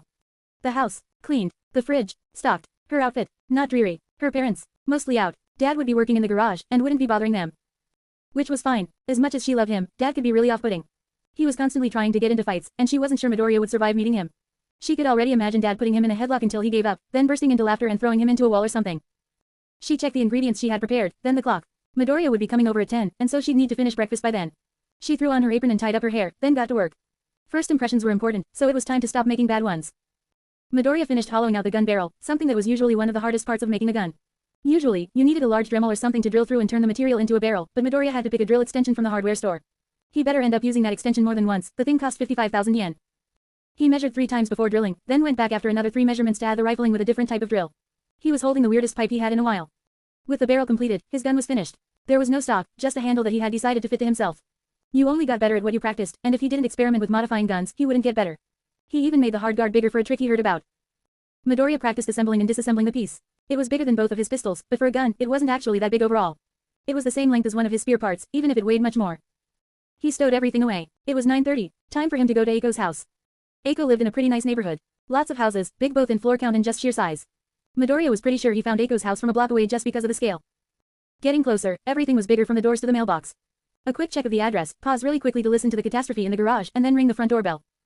Oh, coming. The door opened, and Midoriya blinked, trying to figure out who he was looking at. To stall the description a little longer, because he was still trying to wrap his head around it, Midoriya had never seen Eiko's face but always had a rough image of what it could be. Something scary, which is why she didn't like it. Maybe slitted eyes like a snake, sharp fangs, or something ugly. He remembered that Eiko didn't like seeing her own face, so he just figured it wouldn't be cute. He didn't imagine big eyes with red pupils and black scleras, specifically because they looked kind of like his. He didn't imagine sharp teeth that better resembled bumps than knives, or a doll-like face, which is why he backtracked and tried to remember if Eiko had any siblings. It'd make sense Eiko would hide her face if she had a sibling with this face, not if she had it. It was threatening as a small dog trying to nibble you to death. You're early. I'm still finishing break-egg. Eiko turned around and put her hair over her face. I'm still finishing breakfast, so come on in. She moved stiffly with him trailing behind. He couldn't see any of the pictures with how high up they were, but the whole place looked pretty nice. Upper middle class. The paint on the walls was good, the woodwork was detailed, and the floors were well kept. Someone took care of this place. The chairs in the dining room looked built to be climbed, and the table height was similar to the one he had in the shop. They probably had at least one shorter family member than the rest, since everything wasn't Eiko-sized. Eiko was sitting at the table, trying to eat eggs without getting them in her hair, and also keeping her hair down to hide her face. Quote. You can just keep your hair out of your face. They had been here for 5 minutes, and her eggs were probably cold by now. She hadn't gotten a single bite yet with her weird technique. We can't start until you stop. Since he wasn't sure of her opinions on her own face, he decided to use a logical reason instead of a personal reason. Eiko paused, then adjusted her hair. Her mouth was visible, letting her eat more easily. To make her feel more comfortable, Midoriya didn't focus on her face and instead set up for the study session. She finished in under a minute when she was sure he couldn't see her eat, as wrong as that security was. So, you ready to get started? Midoriya flashed a smile at her, all the materials laid out. We've got a lot of work ahead of us. Yeah, Eiko nodded, giving a cute little smile as she forgot to adjust her hair. She could see the hair, so she probably didn't remember that it wasn't covering her whole face with her bangs parted over her shoulders. She could look a lot better if she took care of herself a little more. That wasn't what he was here for. He wasn't a fashionista, probably. They started with the dreaded maths, like basic geometry and algebra. It wasn't anything complicated, but for her, it was a new world. When they were tired of that, they moved on to history. A quick dip back into math after that, then it went on to science. A lot of memorizing, all in all. Quote. So cooking's just science. I'm a scientist. Eiko smiled at the thought, clenching her hands together. Her happiness at even the thought of being a scientist was palpable. Yeah, in a way. Seeing her so happy to learn something made him happier. The math in chemistry is pretty similar to the math in cooking, sort of. You might really enjoy it. Eiko nodded, then checked the time. Lunchtime. I should be done in 12 minutes. She got up, tying her hair up, and kept her back to him. She moved around the kitchen quickly with a grace she didn't usually show, crashing around the classroom and breaking desks like paper. It was nice to see her not panicking constantly, but it was even better to see her happy. The absence of bad was good, but the presence of good was better, if that made sense. I made katsudon. I figured you liked it since it's what you usually bring to school. Her smile was bigger than ever, her confidence in herself at an all-time high. I made some of the ingredients yesterday, but it should taste alright. She put 3 bowls down, putting one bowl on the far end of the table and placing the other 2 between them, then gave Midoriya chopsticks while she stuffed using a fork. She made an awful lot of food, but Midoriya had skipped breakfast, so it should all be fine. Thank you for the food. They both began tucking in. It seemed she was usually used to eating with her hair back at home, as she didn't bother covering her face as she ate. Still didn't explain how she couldn't eat with her hair down earlier when she did it every day at school, but trying to understand everything about a person took a lot longer than he knew Eiko for. Somewhere in this giant house a door creaked open, then someone began to walk inside. Midoriya caught a glance of a man even larger than Eiko, wiping his face off with a dirty rag that was as dark as his hands, all coated in what was probably motor oil. The large man didn't say a word to them, didn't stop to look, he didn't even seem to notice they were there as he went straight to the bathroom to clean off. Oh, that's my dad. He's the big one. She smiled at the thought of him. No, she smiled a lot. He just couldn't see it. He's a little bit rowdy, but don't let him scare you. He's just really passionate. Midoriya nodded, smirking. Couldn't be more passionate than a certain gangster he knew, who bring a building down on his head just because he wanted to fight, or wreck an entire forest to chase someone down. If you told him Mao meant passion, Midoriya'd believe it. Don't worry Eiko, I'll be fine. Midoriya was enjoying the katsudon. She really knew her way around a kitchen, he wouldn't have known some of the ingredients weren't prepared fresh if he hadn't been paying attention. I'm not as wimpy as I look. A surprise, I know. He laughed a little, then pointed to the food. This is really good Eiko, you must have put a lot of work into this. She blushed at the praise, looking to one side, then blanked as she realized her face wasn't covered. She went to cover her face and got a rag to the face. Why ya covering such a pretty work of art? Worked hard to make that ya know. Midoriya froze. He knew that voice, as weird as it was. He might have moved past it, but whenever he thought about drive and motivation, he remembered that man, laughing with hands on hips. The voice switched to English. This your friend Eiko? Looks a little short, wait a minute. Midoriya smiled from ear to ear as he stood up, taking off his backpack. It'd just get in the way of his martial arts. Eiko's dad slipped out of his jacket, rolling his shoulders and nodding with a similar grin on his face. He flicked his white dreadlocks out of his eyes with a nod, baring sharp teeth like a shark. His already thin eyes narrowed in on Midoriya, stretching his muscles with small movements. Sendipider. Midoriya took out his own hair tie, tying his hair up and back in an imitation of the traditional Japanese-style samurai were known for. He had dozens of needles at his beck and call, a gun and spear in the backpack, and a way better understanding of martial arts since the last time when he crushed this giant pain in his ass. Biker. Mao and Midoriya stared each other down, smiling widely with Eiko looking between the two of them. She didn't seem to understand martial arts well enough to recognize the tense muscles as both started to think of ways to beat the other senseless at the first sign of trouble, eyeing every twitch of muscle to try and predict the other's move. Both extended an arm, shaking hands as they stared each other down, slowly piecing the situation together with eyes locked. Mao was here, and that meant that he was Eiko's. Sendipider was here today with a bunch of nerd shit and food, so it looked like he was invited, which would make him. Hey. Haha. Biwahahaha. Both of them burst out laughing at the absurdity. Eiko looked confused, glancing between the two of them. Do you guys know each other? They did already say weird nicknames for each other, so they had at least met before, but it didn't show how well they knew each other. Obviously, not that well, judging by the circumstances of their second meeting. You're friends with this guy. Mao laughed, clapping Midoriya on the back with crushing force. And who said you had a terrible choice of friends? You did, when a bunch of gangsters wanted me to join them. And you threw them through a wall. I didn't know Mao was your dad, Eiko. Despite the heavy impacts, he stood tall, applying enough force to Mao's hand to choke out the average human. It's been a while since we've seen each other. They both laughed while Eiko tried to figure out their relationship, her eyes shifted from one to the other. Come on Mao, your daughter prepared such good food for us, wouldn't want to keep her waiting. Ya got dat right runt. Ha, he didn't even hesitate to let go of the death grip, both returning to their seats. He took a couple of bites, then laughed. This is some gourmet shit right there. Nice, very nice. Eiko looked between the two of them, laughing and eating with a weird vibe in the air, some mix between friendliness and competitive spirit. She slowly reached up to undo her hair and got beamed with 2 pieces of pork to the head. Both the boys stared her down, making her lower her hand. As her hand went down, they went back to talking about the food and laughing. When her hand went up, both of their attention snapped to her, glaring her down until she stopped trying to mess with her hair. She couldn't understand their strange relationship. Midoriya was her age, and Dad had her at 19, so that made him 35. His birthday was last month. How did they know each other, and why were they so friendly? Chapter end notes. Yo eat my ski ito my amigo, this is here and I write notes at the end every time. One of these days I'm just gonna put them at the top to see if anyone mentions it, but that's not today. Probably. Another chapter that was supposed to go live the day before it actually did, but I didn't think I explained the gun making enough. To hit that part, Midoriya's not making great parts. They don't need to be though, since the quirk doesn't hurt the body of the user, and following that the quirk wouldn't hurt the gun parts either. Therefore, while it is still sort of functional as a shotgun, as a bad one, it's more made for the air bullets. Midoriya also hasn't tested it yet, so while the shotgun is all in one piece with a battery, it's not fine-tuned yet. Quick questionnaire tilde. Did Midoriya pick 2 guns to create possessed items? Yes. What's the second gun? Yes. Are you just saying yes for comedic effect? Yes. Is Midoriya running out of the air gun metal? Yes. Why doesn't Midoriya know about lever action shotguns if he's a Westabu or whatever the American version of a Weeaboo is? Lever actions aren't exactly common in film anymore, and we're mostly in cowboy movies, something Midoriya doesn't care about. From a practical standpoint, most real shotguns he'd see would be pump action. From a film perspective, most ones he'd see would be double-barrel break action shotguns. Are Midoriya and Mao going to kill each other the second Eiko leaves? Yes. Yes. No. Chapter 72. Chapter summary. I mean, I'm 70 chapters in and I still don't know what to put here. Do I review what happened last time? Do I say what I'm going to put this time? Big confused for small smooth brain. Chapter notes. See the end of the chapter for notes. Eiko sat between Mao and Midoriya, working slowly through math problems while the two talked. Anytime she tried to put her hair over her face, though, one of them would reach over and put it back without even pausing their conversation. Eventually, she got through the paper, sliding it to Midoriya while Dad smirked at her, wiggling his eyebrows. He nodded towards Midoriya and spoke in English, his first language, instead of Japanese. So, give me the goods on broccoli boy.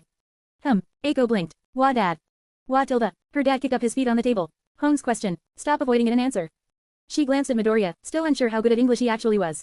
He's a good student. He's really smart. Eiko thought it over, trying to pick out things she did actually know about Midoriya. She knew he studied a lot, did all the homework, taught her, and could she really not think of anything beyond that? He likes Katsudon.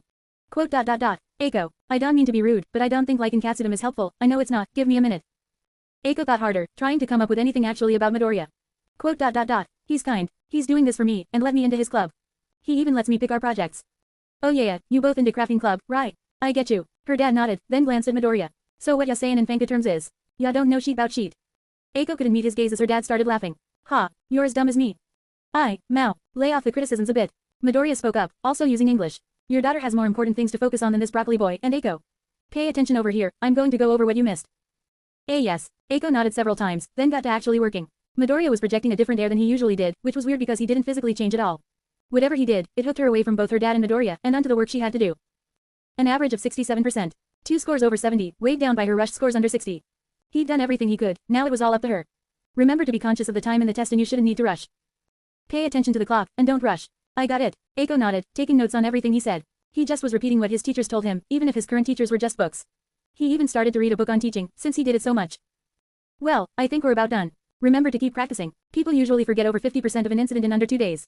He put away all of his things, making an effort not to look at the third person at the table. Not yet, anyway. Keep studying. Don't forget. She nodded again, taking more notes. Maybe he'd just give her some of his old study books, but writing things down was another good way to remember them. Might as well give her one more method to remember her work. Ya nerds done. The third person at the table, the one he wasn't acknowledging, spoke up. Midoriya nodded, zipping his bag shut. Yup, thanks for having me over Eiko, I'll see you at school. Midoriya bowed, ready to leave already.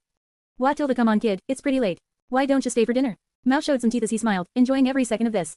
Ma wife's coming, and she'd love to meet ya. Eiko chirped in, unintentionally unhelpful. Yeah, my mom's an even better cook than me, and I want to pay you back for your help. Stay and eat. Her eyes seemed to sparkle as she leaned forward, smiling. I can show you around our house. There's not a lot of stuff, but it's really cool. I can show you stuff I've been sewing at home. Come on. He barely had a say in this as he was pulled out of his chair and led away, Eiko talking faster and faster as she got more excited. It was nice to see her without any fear at all, completely in her element. However, she was definitely lying about not having a lot of stuff.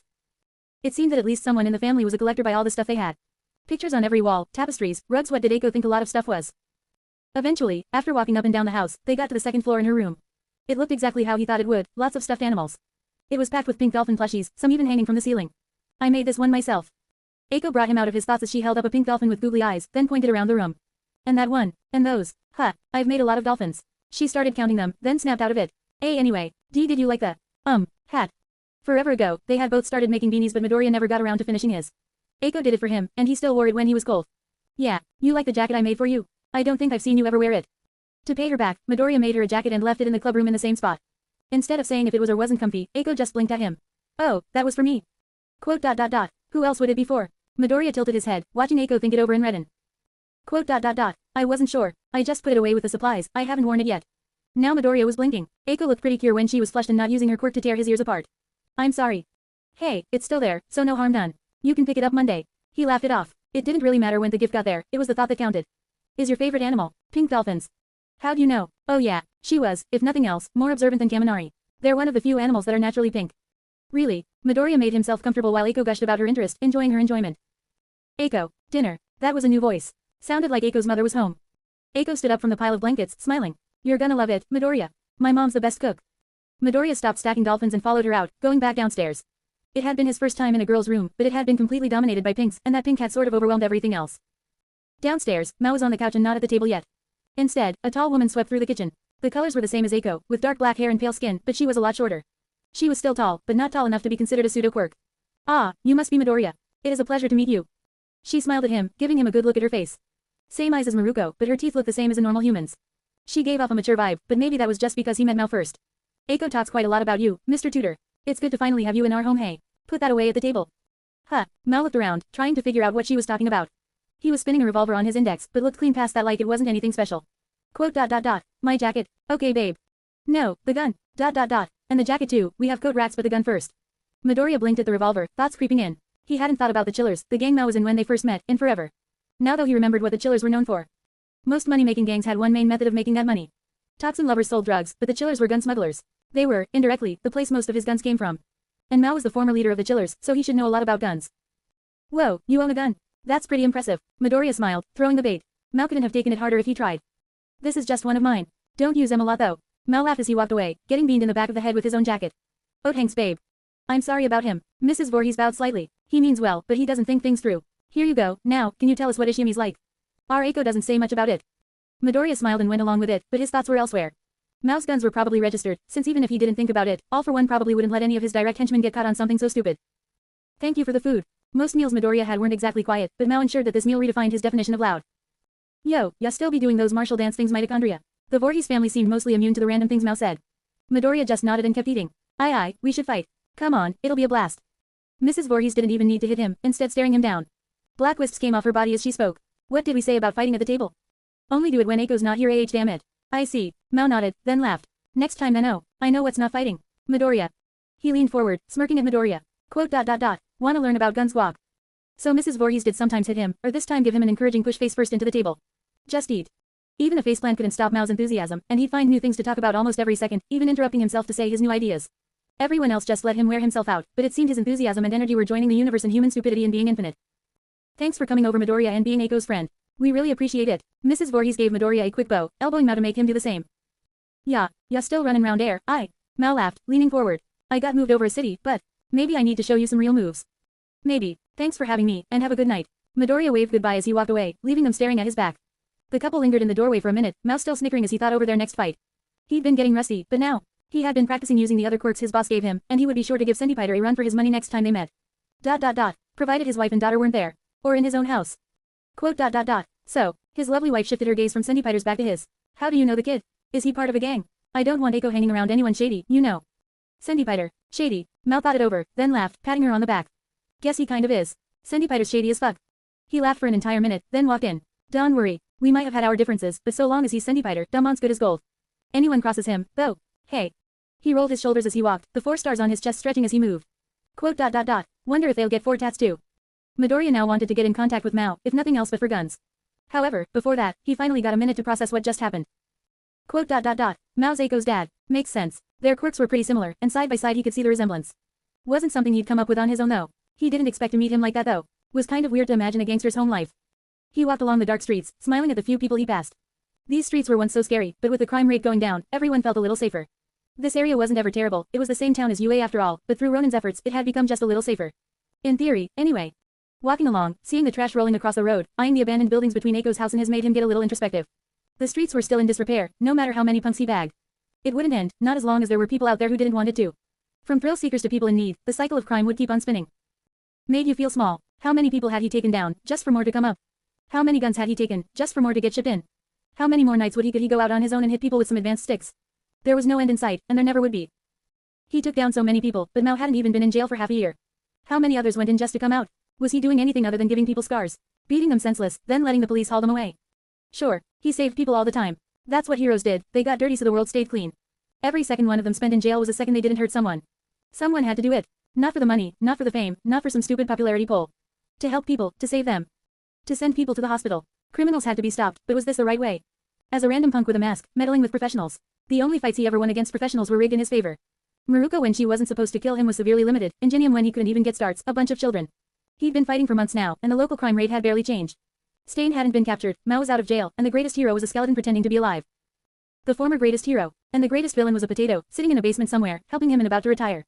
If they kept working, if they just kept going, they'd get results. Al for one would retire, bringing down crime rates. They'd catch Stain. Things would be different because they'd make them different. They might have won rigged fights, but they still won those fights and they were only getting better. The figure walked down the road, slowing down with each step until reaching a standstill, glancing at his reflection again in another window. It was worn down and broken, and that was just his face, let alone the window. For all his actions, while the faces, masks, and words might have shifted, nothing changed. The slums were still the slums, there were still crimes going on everywhere, and they hadn't changed shit. Ronin stared back at Midoriya. They were well slept but still looked tired. For all the fighting, for all the gadgets, nothing had changed. Heroes were still schmucks who didn't know shit about real fighting and cared even less than they knew. Villains still sprung up everywhere making things worse for everyone, and nobody gave a shit about fixing shit, including him, just happy to keep on cycling. He broke eye contact with the Ronin, staring up at the sky. Could barely see the stars, these days. Aye buddy, you got a lighter. Men had sauntered up to the figure, who was still staring up, oblivious to their presence. A few tried to follow his gaze, but he just stared up into nothing. He looked pretty young. You got somewhere to be. Quote. Do you think anything's changed? The man spoke with a hushed tone. Quote. Huh, gotta speak up kid. They laughed, one of them shoving him forward. Listen, kid, me and my boys need a little cash to hit the metro. Think you could? Do you think this place can change? It was supposed to be a question, but the man said them like statements. Quote. You interrupting me punk? The leader laughed, backing off and pointing. The ball's on this kid. He stepped forward, taking a swing and hitting the man on the back of the head. It was a clean hit, but the man only took one step forward before he straightened again, rolling his neck and dropping his bag. Oh look out boys, got a real badass on our. Bam. The punk took the hit to the side of the head, stumbling only a moment until the man grabbed him by his shirt, pulling him forward. Quote. Who knows? The gangsters didn't even know what hit the leader, but one drew a knife and stepped up and thrust, stabbing the leader as the man turned, using him as a body shield. The leader couldn't even scream, he was just fixated on those eyes. Sorry, it was a weird question. Just being introspective. The man dropped their leader and stepped back, his hollow eyes looking over all of them. How many punks had they taken out just like this? Hundreds, in alleyways, where punks like them thought no one would look. The man rubbed his head. Would it be enough to just hit them, or send them off with a warning? None of them looked great, smelling like cigarettes and with their own share of scars. They didn't look like they wouldn't listen to a warning though. It was too late for prevention, so this should be a punishment. There was no point in sympathizing with them now. They were shouting at him and talking a big game. He still felt bad for them, in a weird way. He remembered an old quote from heroes long gone, heroes don't just stop crime. They prevent it. Community service is the easiest way to be a hero. He was getting lost in the violence. Even his serene style was violent. Quote. I'm sorry. It looks like I have a long way to go still. The man bowed, but I don't think I can save you anymore. The fuck you say? You wanna save me bitch? They stepped forward shouting and ready to carve him a second mouth across his neck. You little SHI. The world slowed down as he calmed his breathing. They weren't fast. There was just a lot of them. Knives and quirks came out towards the man. There was no point in feeling bad for them. It was too late for him to help whatever got them here. But he still did. All he felt was pity. Looking over the men, they were scarred and tired, every last one of them. Not one person on that street looked healthy, with their messes of scars and bruises. It looked like all of them had a rough time. The man gave them one last glance. How many people like this had he knocked down, only for more to take their place? He was completely at peace, settled into a mix of pity and calm. He had regrets, but it was too late to do anything with them, and he accepted that. The man took one final step back, freeing his arms. He was completely silent, letting the attacks move towards him at what seemed a snail's pace. He could have waited for them to come to him, but instead he came forward first. There were 6 of them, not counting the leader who was still holding his stomach. They were charging him, not caring if they killed him or not. For them, this might be the day they became killers. For the man, it was showtime. He grabbed one by his arm and turned his body perpendicular to the target, kicking him in the face. His victim wanted to move backward, but he couldn't because his own arm held him in place.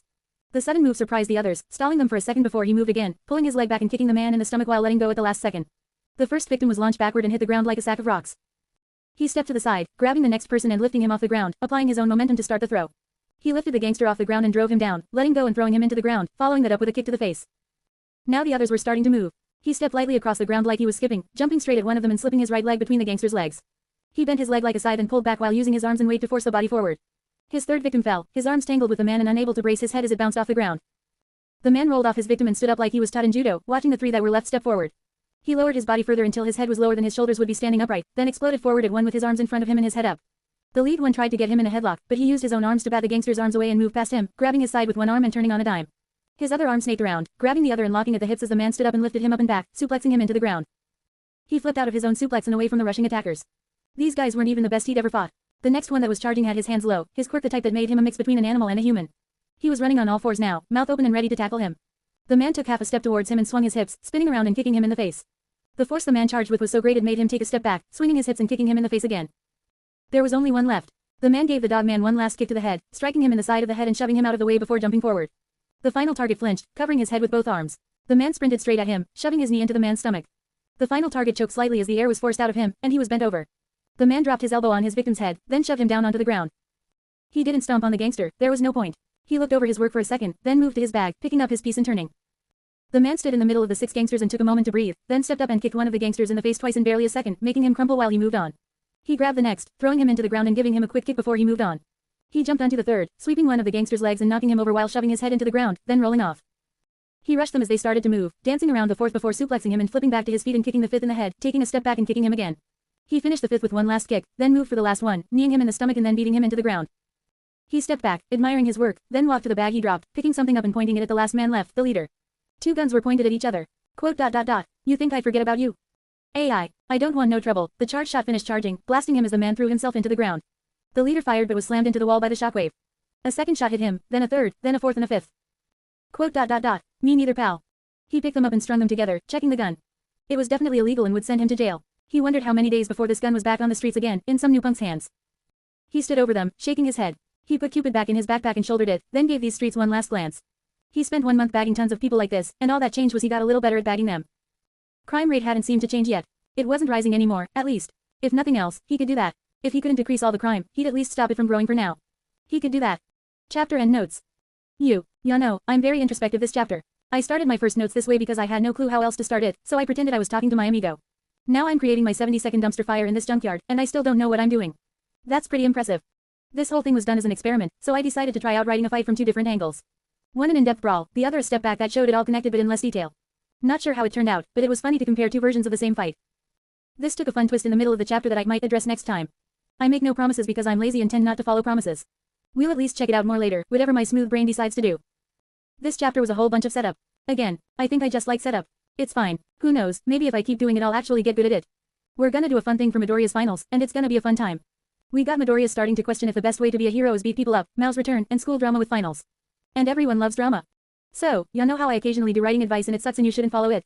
An amigo of mine complained at me that I said Mao was going to be a rival, but he had dropped out of the story. My super secret advice today is a reply to that. Quote. What do you expect him to do? Show up every week and get his ass handed to him? I didn't say that verbatim, but the point I'm trying to make and making very poorly is that a rival doesn't have to stay a rival. To keep it all internal and use this story as an example, Mao was a rival. He forced Midoriya to grow and develop, and Midoriya forced him to grow and develop. The advice comes in after that. Your main character doesn't have to just have one rival, and I don't mean they get a band of them. I mean your characters can outgrow your rivals. I'm not sure that friend remembered, but Ronin beat Mao in every fight after the first one, the first time with a lethal and easier method, then again with a non-lethal and more complicated method. At that point, Mao was no longer a good rival because he couldn't challenge Midoriya anymore. Mao needed to change, to either grow and become a rival again or move on to a new position in the story. Don't anchor your characters to roles. Rivals can evolve into secondary protagonists or fade out if they become too weak. Why would Mao still be Midoriya's rival after losing 3 times? A rivalry is earned, and if Mao's gonna be a rival, he's gotta earn it again. Rivals aren't just things people say they are. It's not a rivalry if one guy loses hands down every time, and a lot of fanfics need to learn that. It's why Midoriya almost but never quite wins against Bakugo so much in canon. I'm done talking about character roles. Go watch Overly Sarcastic Productions and their video on Nemesis. It tells you what I'm trying to say, but unlike me, its jokes are funny.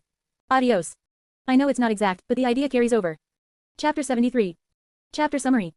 What's here? What's there? What's anywhere? This is somewhere, and that's pretty good. I'm tired, so this is gonna be whack. Let's see if I can write this with all one of my brain cells asleep. Chapter notes. See the end of the chapter for notes. Are you alright, Izuku? You haven't said a word since we've started. Inko looked worriedly at him, but he just nodded. Focusing. Gonna get my first point today. He breathed in and out, focusing. He relaxed his body slightly, letting his arms go a little slack as his mom nodded, then hit the ball toward him. It flew over the net and bounced once. It was going to his right and would be towards the end of the table, so he took a step over and back while it hit his side of the table, then hit it back. He watched the ball move across the table, then adjusted himself to where he thought it would be hit. Inko hit it back after the bounce, and he readjusted his position to reply in kind. In a weird way, this was like a fight. Just with stakes so low, they plummeted through the floor. And way slower, and way more annoying. So it was kind of like a fight. They went back and forth over and over. Midoriya's eyes followed the ball all the time, trying not to just figure out where it was going but where it would go. It was something that was good to do in fights, but this was an easy way to get practice in. His feet slid back and forth, making tiny adjustments to hit the ball better and try and get control. But for all his foresight, he just couldn't top the master. Well, all that focus does seem to be helping Izuku. Inko didn't take it easy on him, at least. He'd feel worse if he knew she was going easy. You're doing way better at following the ball. Midoriya nodded, getting ready for her next serve and concentrating again. Today was the day he'd get a point, at least 1 point. Well, wasn't that a great workout, Izuku? Inko smiled, paying for their ice cream. Quote. 1 point. I was so close. Midoriya stared into the distance, pondering all the times he almost got a point. But only almost. At least you're closer. Inko patted him on the back. Isn't it all about the journey after all? Quote. You were just showing off at the end. Midoriya pouted as Inko stopped trying to meet his eyes. Hey, look, geese. Wonder if we can get any bread. He didn't miss that sudden topic shift but chuckled. At least he was improving. The gang swept out across the yard, checking between buildings and under trucks for it. Above them all, it checked the newest gun. Practice was necessary for correct usage. The figure stepped off the building, bouncing off the trash bin and rolling along the ground, then cocking the lever and taking aim. There was no stock to rest against his shoulder, so he had to use both hands to aim. For now. 2 of the guards turned the corner towards him but didn't notice him until the barrel pressed into one of their backs and pulled the trigger. Blam. The man was sent flying, screaming as the air bullet spun his body 5 feet back, crashing him into the pavement. The other turned as Ronin spun the shotgun, then fired again, sending him flying right alongside his bud. Due to the increase in possessed metal, even a proportionally same level of energy input created a much bigger output. Ronin slunk away as people came running, sitting back and watching the chaos as he picked a new target, playing with his gun. The lack of recoil with the air guns was always weird, but it gave him an idea for the final gun. He'd around get to making it, soon. But for now, he was doing the stress test with his newest gun. He had freed up space by ditching Muramasa for the moment, along with the Kanabo. They'd just get in his way and weigh him down, and right now he had this hit-and-run thing going. He lined up another shot, smirking before pulling the trigger. The men had just started to call for backup when... Blam! The blast hit the entire group, the air bullet becoming an air blast as most of the people standing around were sent flying. He readjusted and fired, again and again, pouring shots from the shadows, then cutting fire and making tracks as suddenly as he started. Over 10 men lied on the floor, unable to do more than groan. The remaining men had the common sense to spread out, some running at where he had been hiding. However, they didn't have a magic sword that let them move through walls, so they didn't think that the target would suddenly move to the top of the dock storage and aim his gun down. Quote ... Come to Papa, that's it. Blam. The blast shoved them into the ground, and more screams were heard. When they all charged him, they had clumped up at a location, giving him nice, easy, moving targets. He couldn't stick around to admire his handiwork and twisted to look at the boat. It had been a while since he paid attention to the vigilante board, but apparently, rumor had it that some human trafficking was going on in this area. This was the local gang, and they hung around a dock. Even if the rumor was false, it was something good for the community to kick them to the curb. Given how close this was to the last place he'd been when dealing with kidnappers, it could be true. Didn't hurt to look. Ronin looked at the gun and spun it with both hands, readying another shot. He could get this done before 8. The police arrived to see gates blasted apart and men scattered across the grounds, with what sounded like explosions echoing from the distance. What started as a noise complaint had quickly escalated into what might have been a hostile situation. What heroes are in the local area? This late. It's mostly underground heroes. Shit. Loud villains were usually a good match for loud heroes, who usually preferred the daylight. Judging by the carnage, this villain might be a code-toxic lover boy or a villain that required more than one hero. Shot after shot rang out, and he could hear screaming. They rang in the call. While the classifications were pretty loose, they did some rules to call in for backup. Ranging from the mooks heroes could take out by the dozens to the monsters that took entire operations to even approach, the police and heroes had a multitude of codes for them. To be a toxic lover boy, a villain had to be capable of a wide range of destruction, both in variety and physical distance. The police formed a barrier as they heard shots ring out, even seeing the occasional body fly into view on the horizon before dipping back down. It looked like carnage in there. Hopefully, God willing, the heroes would arrive soon. The demon chuckled as it stood above them, having blasted most of their gang into the ground already with its quirk. Quote ... It's a simple question, boys. Who's running the human trafficking? I don't see why this is so hard. It shifted again, stepping back and attacking the group from behind, seeming to teleport. The second line of sight was broken. All I want's a name. And if you boys don't start answering. More laughter rang across the dock, then it disappeared. The men huddled together until one managed to muster the courage to speak. Find him, he can't be everywhere. Kablam. The shot hit the man so hard he cracked the wall he was imprinted into. Find him. Find who? Find an answer. The demon appeared above them, resting on a crate. You're goddamn right, you better find him. I'm running out of patience here. Men screamed as it towered over them, the snarl giving way to laughter. Quote ... Doesn't matter too much to me. Help me, don't. I was just wondering how many of you would survive until the heroes came. Doesn't look like many. The demon extended an arm, inhumanely long, chuckling. Iron brands. One of them screamed. The iron brands hooked up with some foreign schmucks, selling idiots off the streets. Not us. When one broke, they all broke. The demon gazed over the screaming crowd like a ringmaster, nodding as they broke rank and spoke all their dirty little secrets. The cameras in the area would become their downfall, their own words would build their prisons. Not bad. Not bad at all. Second-rate heroes and third-rate cops flooded the scene, with the gangsters rushing them, begging to be locked up. This had to be the most damage he'd done so far in his career.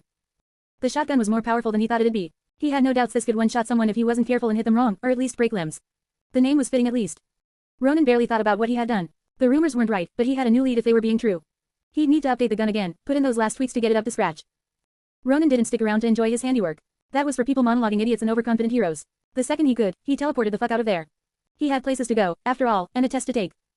He arrived early and went straight to the club room, settling down and taking out his tool belt for the minor adjustments to the shotgun. Nothing major, just little things. Changing the grip mostly, and picking a new sight. The old one didn't work as well in the dark, it was too small. He'd gotten away with it because the weapon hit everything, but he shouldn't rely on crutches. He finished setting the new grip in when someone burst in. Midoriya, you're here early too. Eiko blinked at him from the doorway or probably blinked. She had her hair down again. Instead of panicking, Midoriya kept his back to her and hid the shotgun. Yup, I come here before class. Oh, that makes sense. She walked past him to where they kept the supplies, opening it up. I'm just here for the jacket you made, sorry. Are you worried about the test? Midoriya finished putting the things away temporarily. Just keep calm and watch the clock, Eiko, and you'll be fine. Remember what we went over? Eiko nodded. Good. Remember that, and you'll be fine. Remember, the average student should be able to pass this test. He didn't mention that the average student didn't go through all of this in a crash course over a single month, and usually spaced all this out a little better. Eiko was fidgeting. Hey, after the test, see, could we do something to celebrate? We haven't really done any club things in a while. Yeah, I don't see why not. He nodded. I might have some summer plans, but I can do some club activities with you. Really? Her hands clasped together. Thanks. I'm gonna get going. See you in class. Eiko skipped off, leaving Midoriya to quickly shove everything into its proper place before following after. Midoriya hadn't seen all the seats in the right places since the start of school. He sat in his usual place, eyeing all the people who were obviously cheating in the spots for those who couldn't even be bothered to show up today. Some people were already asleep, making no attempt to pretend they were going to try. Alright, dipshits. This test was designed by the higher-ups so even a moron could answer. Prove them wrong. Any questions? Their homeroom teacher, Mr. Kemery, asked while scanning the class. He didn't even give time for anyone to answer. Fantastic. You get caught cheating, 0. No phones out, we're getting started. Take a paper and pass the rest back. He handed out the papers, giving them to the first person in each column, then sat back watching them to see who'd fuck up first. Midoriya passed back the papers and looked over his. He had already gone over his notes for the last 3 months, which felt a lot longer, given all the training and dramatic things that had happened, and mentally prepared for 4. Midoriya blinked. He read the first question once, then moved on to the second, then the third, and didn't stop until he read all the way through the test to the last page, then flipped back to the first. He blinked again. Quote. The fuck? Only 2 hours had passed since the beginning of class, with 7 students already caught for cheating. Kemery sighed, rubbing his eyes and wishing he could get a cigarette when the only student he knew the name of stood up. I think I finished. Sir. Midoriya looked down at his paper in confusion, and Kemery flicked his eyes up to the clock. It was pretty early. Quote.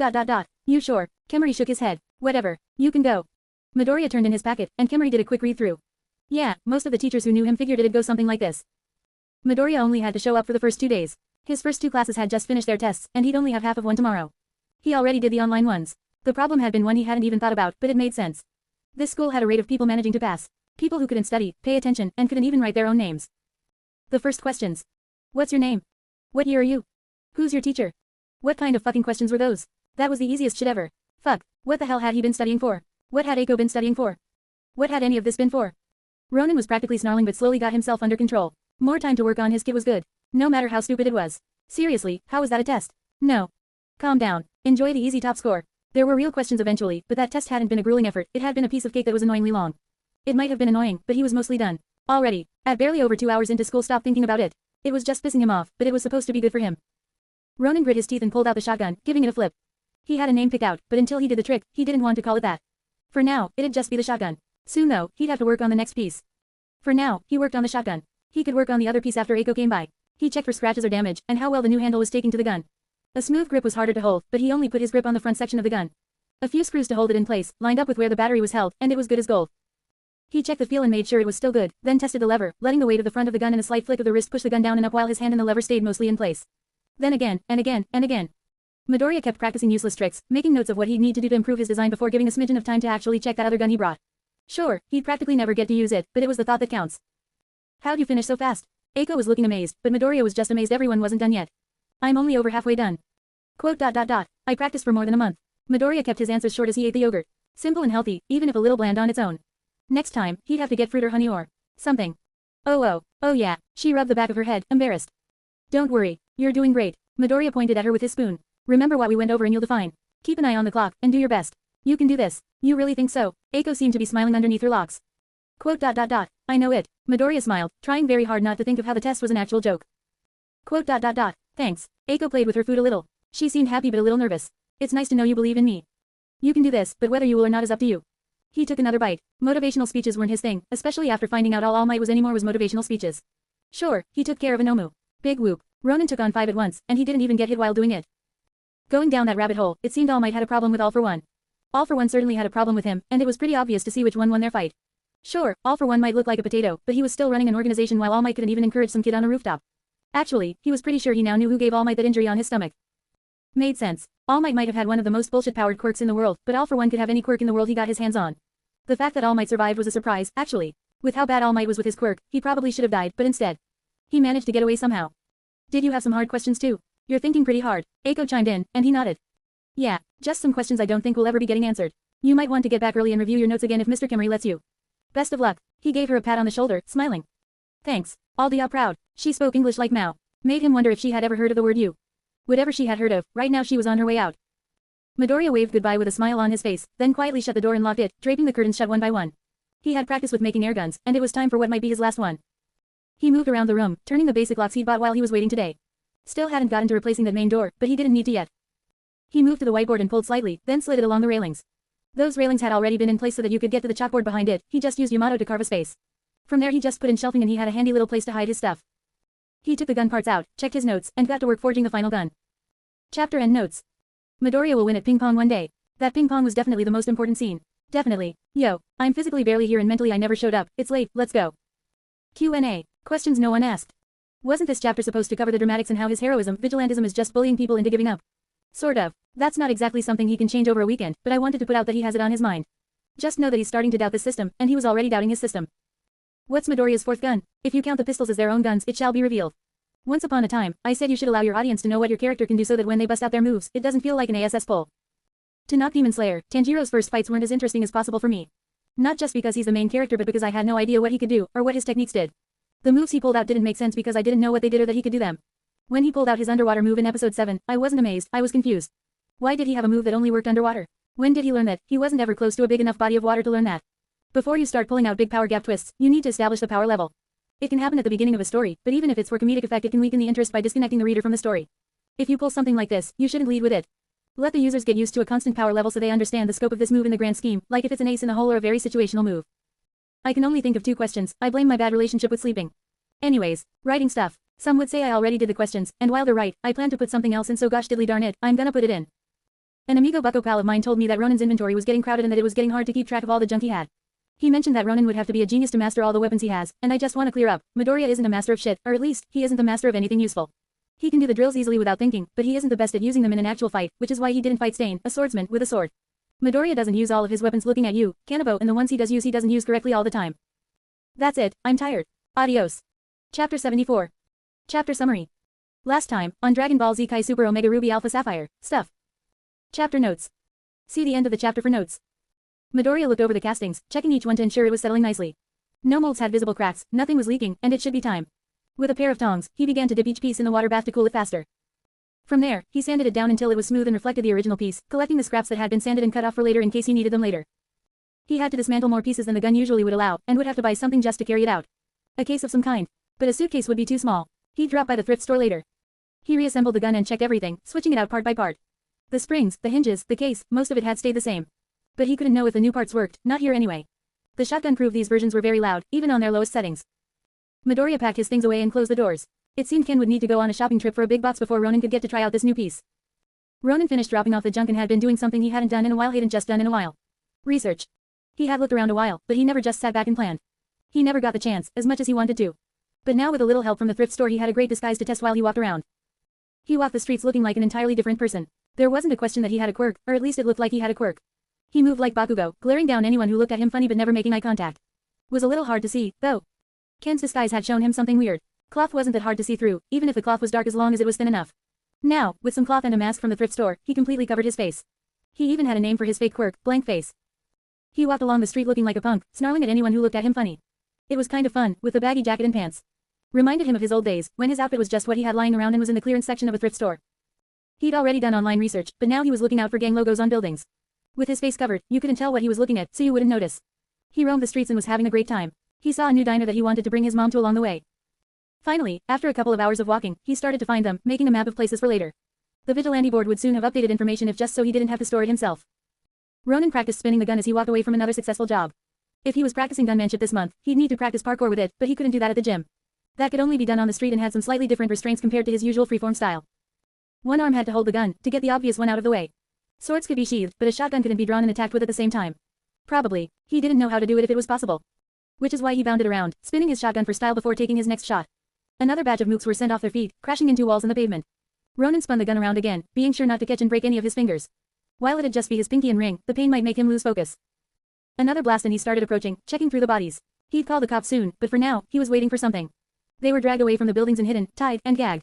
Ronin returned to the building, drawing a target and checking his stance, then opened fire. He barely used the shotgun's charge shot, since it wasn't necessary. The normal shot was stronger than the pistol's charge shot, something he'd have to fix. Adjust the voltage and it should be sorted. K.A. blam. The door caved in on the first and broke it off at the hinges on the second. He wasn't exactly trying to be stealthy today. What the? Blam. His shotgun took the group inside by storm, almost literally as the impact flipped the table and sent them crashing down. Little birdie told me you guys have something nice going on, here to ruin it. Blam. Another shot, another flick of the wrist. The people trying to sneak up on him got thrown back into shelves, breaking them and making junk litter the scene. I guess you could say I'm here to talk to you about your best chance of walking out of here with 2 working knees, blam. Being a dirty rat and telling me what I want to know. He stood in the midst of them, priming his gun again. Quote ... I'm waiting till the... Blam.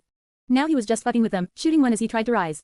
You guys got some human trafficking, right? Come on, what's a guy got to do to get some good info these days? Ronin picked up one of them. Come on, give me some of the goods. Spill it. It was pretty hard to get information. He preferred the no-talking all-fighting method and was grateful he didn't wear his usual costume. Big spare coat and a whole lot of guns, along with a tacky cowboy hat he found pretty funny. The whole thing didn't even cost him 5,000 yen at the thrift store. Who the fuck are you supposed to be, snipe? The punk spit on his mask and tried to hit him, only to get a point-blank shotgun blast that threw him up and back into the wall. The wall cracked on impact and he screamed. What part of a shotgun looks like I'm sniping shit, kid? He laughed, then spun the gun with one hand. I'm just a gun with no holster, and you. He took a step back, getting all of them in his line of sight. You all are just target practice. Breathing was slowed, his gun lowered. His eyes flicked to each one, picking the firing order. His feet were set to get a better position, he grabbed the shotgun with both hands and... Duty's call style, third form. Moving targets. The gun lined up, and he stopped breathing entirely to reduce as much movement as possible on his part, then pulled the trigger once per person as they rose. The blasts formed a wave that tore through the warehouse, breaking chairs and sending them flying again. The wave was too large to dodge and sent every one of them packing. So, I want to know a secret, and you all seem to know the secret. So we're gonna play a game called, whoever rats first I stop shooting. Don't worry, I think you'll figure it out as we go along. Blam. As much as he didn't like it, violence was his forte. He'd need to learn some alternative methods of getting what he wanted first before he could start experimenting with them. He slunk away as the sirens showed up, chuckling. He looked like an entirely new criminal, with no link to the mysterious figure called Ronin. After all, Ronin used guns, but Ronin didn't have a big shotgun and blow people through walls. He rested the shotgun against his shoulder as he moseyed away, waiting for the van to arrive with a new set of victims. For all the smiles and chuckles, this was some serious shit. If there was ever a point he wanted the police to get involved with him, it was dealing with a gang selling people to foreign powers. For all his skill with making injuries, he couldn't exactly take on entire crime networks single-handedly. That's what the police were supposed to do. But with all these heroes running around, the police had gotten lazy. Ronin checked his kit as he sat back, waiting for the van to show up. They had both ratted it out, and he found the files on it. Copied it down for himself, then left everyone unconscious to get a visit from the popo. He'd call them in just a second, he wanted to get the van first and he didn't have an exact time on its arrival. Instead, he'd wait, patiently, in a small crook in a small city. Wait for them to show up so he could take them down so he could question them, and question them so he could find out the next target until, thread by thread, he tore this tapestry apart. We have another reporting of a villain believed to be the same one from the other night, sir. Tsukauchi nodded, looking over the report. Send the local heroes, they're earlier this time. Some heroes might be in the area. Get the car. Tsukuchi gave orders to his partner as he grabbed his things. Is he in the same area as last time? No, further inland. The report says he's alone and inside a building. His partner finished issuing the alert and pulled out his keys, the two heading to the elevator. Let's hope we make it this time. K.A. blam. Bang. The shot came from behind as the men got out of their van, completely unprepared for the ambush. Ronin stepped forward and fired again and again, the shotgun in one hand and kindness in the other. He no longer aimed, just pouring shot after shot into the front of the van.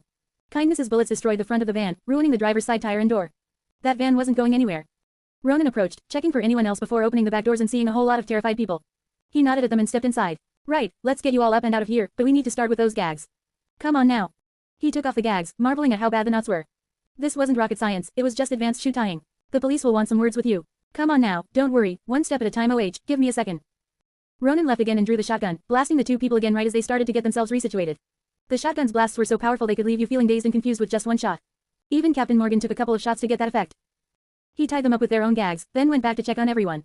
Stay calm, the police should arrive soon enough, and the heroes a little earlier if we're lucky. Seriously, he sucked at being motivational. He wasn't trying to, though, he was trying to keep everything in check while he got some information on his next target. He already knew what he wanted to do, and it involved him testing his new toy. That'd give him some fun, at least. Freeze, villain. That was fast, he just called them. Ronin glanced up, and then up a little more at MT. Lady, there goes his rooftop escape. You're under arrest. Come quietly, or come in painfully. Death Arms looked as sociable as ever and sounded twice so. Ronin looked for the third musketeer, sure that he was around there somewhere. Quote. That it. You're missing your best member. He leaned against the van and tapped it. Shouldn't you be dealing with these people, anyway? Shit. What's in there? I can't see. Death Arms. This guy got hostages. Quote. Actually, the knocked out idiots had hostages. You've got some people who want to get home, and I've got places to be. Ronin dusted himself off and walked away from the heroes. If Kamui Woods wasn't here, the best option was to slink through small spaces and fade out, then cut through the sewers. Places. Yes, I think we can have an interrogation room for you in a moment. The third voice came from the direction he was moving, one that he recognized. Couldn't just take advantage of the stealth and ambush him, everyone had to be witty. Including his shotgun, which had been charging a shot since Kamui started talking. Understandable, kablam. But not a fan, doesn't work for me. Kamui tried to dodge, but he couldn't outrun the shockwave that shoved him against the wall and let Ronin run straight past. It looked like he was going to get another chance to practice parkour with a gun. The target is on the move and heading away from populated areas, over. The police sat back while the heroes moved around, taking the former kidnappers and leaving the area while the chase was underway. The target is of small build and dressed as a cowboy, he is armed and moving eastward. 3 heroes are on the scene, over. The police were just there to help the heroes, they wouldn't be doing anything important, the bunch of hall monitors they had become. Ronin didn't even use his gun, he just ran. Ditching 2 out of the 3 was barely a challenge, and the last one even he was hard-pressed to outmaneuver. He seemed to recall Kamui making the same mistake of accidentally ditching his group before, even if this group was just formed by people being in the same area.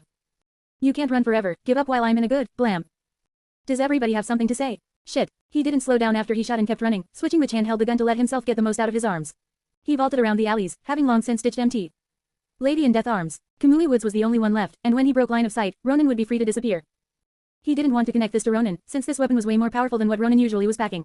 He ran across the street, using the open environment to enjoy the fact that he was much better at running normally than the wooden man. Somebody didn't spend a lot of time just sprinting around the city like a dumbass, and it wasn't him. Ronin turned the of a building and stopped dead, aiming the gun. The second Kamui turned the corner. K.A. blam. How stupid are you? Ronin kept on running after that, giving himself 2 more corner turns then ducked into the sewers. It might be one of the first places Kamui looked, but this was his domain. Anyone who followed him into here had a death wish. He didn't stop now, only pausing to close the sewer cap behind him before dropping and running. No one could make tracks like him, after all. Nezu looked over the reports, eager for the last day and to see how his students had developed. Their final exam would be heroics, and for those who failed, he had a special surprise in mind for them at the training camp. Usually, UA could only use so many professional heroes at a time. The government wanted everyone with hero licenses to be actively heroing, after all, and that meant their training camp would consist of one team who had some free time. They had been requested in advance, and with the new addition of a kid, they'd have a little time for his first-year heroics course. Their teachers could go too, it'd be fun. It'd be funny, and that was basically the same thing. He could imagine seeing Aizawa's expression already. It was the little things. Anyways. Nezu did have one other question he needed to ask, but he hadn't seen who he wanted to ask in a while. Ronin faded in and out of view like a ghost and was difficult at the best of times to get a hold of. People who failed were supposed to take supplementary tests, to prove they were learning what they were supposed to. That meant there should be a supplementary test for heroics too, but Nezu didn't want the students to fight their teachers to fight again. Vlad King and Aizawa probably wouldn't be a good matchup to force the students to learn. He wanted someone a little wilder, someone who would force them to react, and would take advantage of the benefits of both the other teachers. More mobile than Aizawa and a better suited AoE than Vlad King. In the mess of a forest, Ronin would be right at home to take over the scenario. Of course, this mostly applied if multiple students failed. Going one-on-one with Ronin was suicide. The only student who had done it hurt himself more than he hurt Ronin, and that wasn't counting the potential injuries Ronin would have given him on the way there. But even if Ronin wasn't the final feature, he was a great teacher and the government wouldn't be lending him to UA. Ronin wasn't a hero, so the government didn't care if UA used him. His teachings and tactics would be right at home in the forest, and maybe he could even teach a survival course. What if that's the class he taught when he joined UA, a practical survival course for students in dangerous situations? Nezu smiled as he thought over the possibilities. Ronin was a nice break from thinking about all the villains rising, like the League of Villains. What a dumb name. They were basically advertising that they were the bad guys, but people still joined for some reason. It was amazing, in a weird way. The sewer alarm he installed went off. Something was moving through the sewers, quickly but not as quick as Ronin usually did. A little visual showed what looked like a cowboy, his face covered with a complete mask, then a weird hat and a bandana. He was holding what looked like a shotgun, but the movement style was significant enough that Nezu could recognize him. He checked the time, checked his schedule, then sighed. He didn't have time to go himself and investigate this new wardrobe, so he'd have to send someone else. Nimori. No, she'd been tortured enough. For now. Soon. Aizawa. Maybe, but he didn't think they'd get along well. Toshinori was never in the question. Yamada didn't seem like the type Ronin would like. All he needed was someone to go and ask Ronin to come to UA, but who could he ask to ask? Nezu rubbed his head, thinking of the pros and cons of each teacher. No one was exactly perfect, since no hero other than him seemed to be interested in the full potential of that vigilante, from his usefulness in society to his usefulness in UA, even down to the sheer destructive power that he himself seemed to be aware of, judging by the restraint he used. A hero who was good at restraint. He knew a few like that, but there was one heroine that Ronin got along with. Nezu smiled and checked the time. She should be open, right now. He pressed a button and waited for her to respond. Excuse me, can I borrow you for a few minutes? Chapter and notes. Yo-yi-yigati-skeet. We're getting into another small arc that I briefly mentioned earlier, the human trafficking school finals arc. Let's get into it. What is the fourth gun? A gun. How many disguises will Midoriya have? As many as I think are funny. To give a better answer, Ken was compromised and most people at UA know Ken and Ronin are the same person. So, in order to spread it out, he creates a new persona. In addition, the shotgun is a lot more destructive than his previous weapons and he doesn't want people to associate that with Ronin. Do you have any writing advice for this chapter? Yeah, if you don't need to do something or want to do it, don't. Like this writing advice. Adios. Chapter 75. Chapter summary. No one dared to ask his business, no one dared to make a slip. For the stranger there among them had a big iron on his hip. Big iron on his hip tilde. Chapter notes. See the end of the chapter for notes. He stepped up out of the sewers, checked which room he was in, and left the bathroom. He folded his costume and tucked it away, clipped his guns in, and closed the sliding door. Midoriya could do most of this in the dark, but the new costume threw him for a bit of a loop since it needed new spaces. He might have to expand his storage if he kept building things, but he didn't intend to build anything else for a good while. He grabbed his bag and shipped out. It was getting brighter and brighter every night, with summer vacation just around the corner. He could pick up the hunting more, and with more hunting, more criminals would be bagged. If he could just get enough of them, he could finally make a dent in the crime rate. He just didn't have enough time to balance being Ronin, keeping his weapons and body in good condition while taking down criminals, and be Midoriya, a good schoolboy and overall sucker. Summer would allow him to drop Midoriya and put in more active hours as Ronin, from just not having to go to school to being able to stay out later. If he just fought for long enough, if he could just get enough people, maybe then he'd start to make a change. Maybe. He'd think about the moral crisis later, but he'd try to find a solution now and panic later. Midoriya checked through his usual routine as he returned home, his thoughts in other places. He moved on autopilot down the now empty streets, their gangsters beaten and arrested. He climbed the steps to his apartment, waved hi to his mom automatically, and went to his room to finish up. He started his stretches and didn't notice the doorbell had rung until his mom said someone was here for him. He adjusted himself, made sure he didn't look too bad and went into the living room. His mom was in the kitchen and talking to the guest, who he couldn't see clearly from where he came from. He smiled at his mom, then turned to look at the guest. An old lady, older than his mom and very short. He couldn't initially figure out who she was. Wait. Hello, young man. I don't believe we formally met, but someone wanted this delivered to you and very insistent that I see it delivered myself. Quote. Recovery girl. Why was she here? So, Nezu had figured him out. He figured this was the part where he either got held ransom, or he gets arrested very soon. Ronin adjusted his stance, keeping a smile while preparing to bolt. Most people would be able to stop him if he ran along the ground with just enough people, so he'd need to leave from the top of the doorway, so he went over anyone waiting for him. My boss took an interest in you, unfortunately. Now, young man, he's not a bad person mind you, he's just easily fixated. This tea is lovely dearie. She flashed his mom a smile, then went back to dealing with Midoriya. He wants to meet you himself when you have a moment. He has all the details in here for you. She held up a packet, placing it on the table for him to look at later. Now I know this seems like a lot, but you don't have to listen to him. A few of his ideas are quite dangerous, so if you feel whatever he cooked up this time isn't for you, just let us know, alright dearie? Ronin nodded, putting on a smile. Alright, thanks Ms. It's great to meet you again, and in my own home. He said that just to throw out why he wasn't asking for her signature. Midoriya had met tons of heroes in his fanboy days and had quite the collection still. Recovery Girl smiled and did just a touch of small talk before leaving while Ronin grabbed the packet. Mother and son waved off the heroine, and he returned to his room with packet in hand. This thing would probably ruin all of his plans. Again, odds were he'd be leaving tonight and not coming home for a while. But before that, he needed to open the thing. Fuck if he was opening it in his own house though. He judged the distance out the window, but he had done this before. Doors got locked, Yamato came out, and using he was outside in a new wardrobe. Back to an old office building he moved, then with a little bit of light, opened the packet on the countertop, sorting through the contents and picking up a small gray disc among the papers. He put it on the counter while he sorted through the other things, but instead, it turned on, making an image appear. Hello Midoriya Tilda. Nezu waved hello, smiling widely. I'm coming to you as a recorded message. If you will look through the packet I've prepared, you can follow along with what I'm talking about. The documents should be numbered, so following along shouldn't be too hard. Ronin sorted through each paper, noting the big numbers in the top right. That disc could have a tracker in it, but he did kind of want to see what this was all about, against his better judgment. Document 1A1D are the transferal documents, but first, I should explain myself. A has a lot of students in its halls, but not all students have to arrive at the same time. Izuku Midoriya, I want you to transfer to UA. Alright, that was every shade of shady in the book. Ronin leaned back, trying to see what this was for. Probably to get him into an ambush. It was so obvious though, maybe he overestimated Nezu if he thought this was a good plan. Ronin stalked the building as Nezu continued, making sure no one was coming in and picking a fight. You might have wondered why we'd pick a no-name student like you, but it was hard to hear Nezu from the next room. Excuse me, everything's all set up, correct? Can you just forward this to me later? I'll edit it myself. The next message is a little confidential, so I'm afraid you can't be here for it, and this one will be great practice for it. Yes, alright, I'll call you all in when I'm done. Midoriya couldn't help but peer in, and see. Nothing. Nezu wasn't on camera, but he could hear muttering and adjusting things. Hello, that's the volume. Sorry, it's been a while and all of this has been updated since I last messed with it. Nezu sat back down, smiling. Just you and I will see this part, Ronin. Sorry for the wait, but you know the protocol. It's the thing you made a career out of ignoring, remember? Haha Tilda anyways. You're probably worried about something or the other, but I want to keep this secret between the two of us. I would throw some leverage to you, but you already have most of it. All Might is weak, UA's been working with an idiotic vigilante swinging a sword around, and villain crime rates are on the rise, paper 2A. Nezu paused for a moment as Ronin read through the paper, showing all the things he did already know. Crime rates had mostly been on a slow uptick, and this paper just showed it in fancier terms. The main issue is the rise in hero injuries, paper 2B. Some of this comes from people targeting heroes, like Stain did, but overall the level of danger on the job is rising. We don't just need more heroes, Ronin. We need better heroes. Nezu pumped his fist, speaking passionately. And you create better heroes. I want your help for a week, and in return, we'll let you borrow our labs again at a minimum. We can negotiate the details more if you come to UA. You still should have your pass, but I need to address the big point right now. How do you know I'm not going to go around, telling everyone who you are? Nezu leaned forward, smiling. Quote. You don't. Now, dates I'm available for further discussion and more information are in the packet, so read it over and get back to me. Goodbye. The disc closed out, leaving Ronin anxious and annoyed. See Nezu, this is why I hate you. He went to sleep after that, but it wasn't his best night. He woke up early and shipped out, sleeping at his desk from how tired he'd been. He needed to get some sleep in, and after a night like that, his desk felt pretty comfy. He woke up with a blanket over him. Just a glance at Eiko, who threw him a thumbs up, let him know where it had come from. He replied in kind, folding the blanket up to return to her later. Then the tests came out and everyone went quiet, letting him focus on the work in front of him and how much he wanted to pass out at the same time. If this test was actually hard, he might have been in real trouble. Once again, Midoriya finished before anyone else. He turned in his work and left, then checked the clock on his way out. He'd been slower, but he still had plenty of time. He'd drop by UA and see what Nezu wanted, besides a sword through his smug face. He put on most of his kit, working out what the default Ronin equipment would be. No kanabo, no shotgun, and no second sword. He never used the kanabo, since it was so awkward and he never got a chance. Using it was like swatting flies with a sledgehammer, impractical and slow. He put everything away and donned the cloak and straw hat, then slashed through the ground, sinking through into the sewers. He didn't think his parkour had peaked yet, but he had to get even better at using his legs for parkour with a gun. The chance to immediately know how he could improve was welcome, wherever it came from. But, for now, he just moved through the sewers like a phantom, jumping into and through portals as fast as he could. He was starting to know what walls he could teleport straight through as a detour, and what walls he should go around. All in all, he was getting into UA even faster these days. He rose through the bathroom, stepping out with his cloak swaying around him. He didn't look to be in a good mood right now, keeping his left hand on his saya and ready to draw at a moment's notice. He ghosted along the halls, making students step back. He exuded so much force most people shriveled back. Wasn't this a hero school, supposed to be full of heroes? Not everyone in UA was becoming a hero, but these were just cowards. Pissed him right off. He moved quickly, silent as the grave and undisturbed. He figured someone would at least panic, or an alarm would go off. This was just sloppy. He moved through the halls and knocked on Nezu's door, waiting quietly.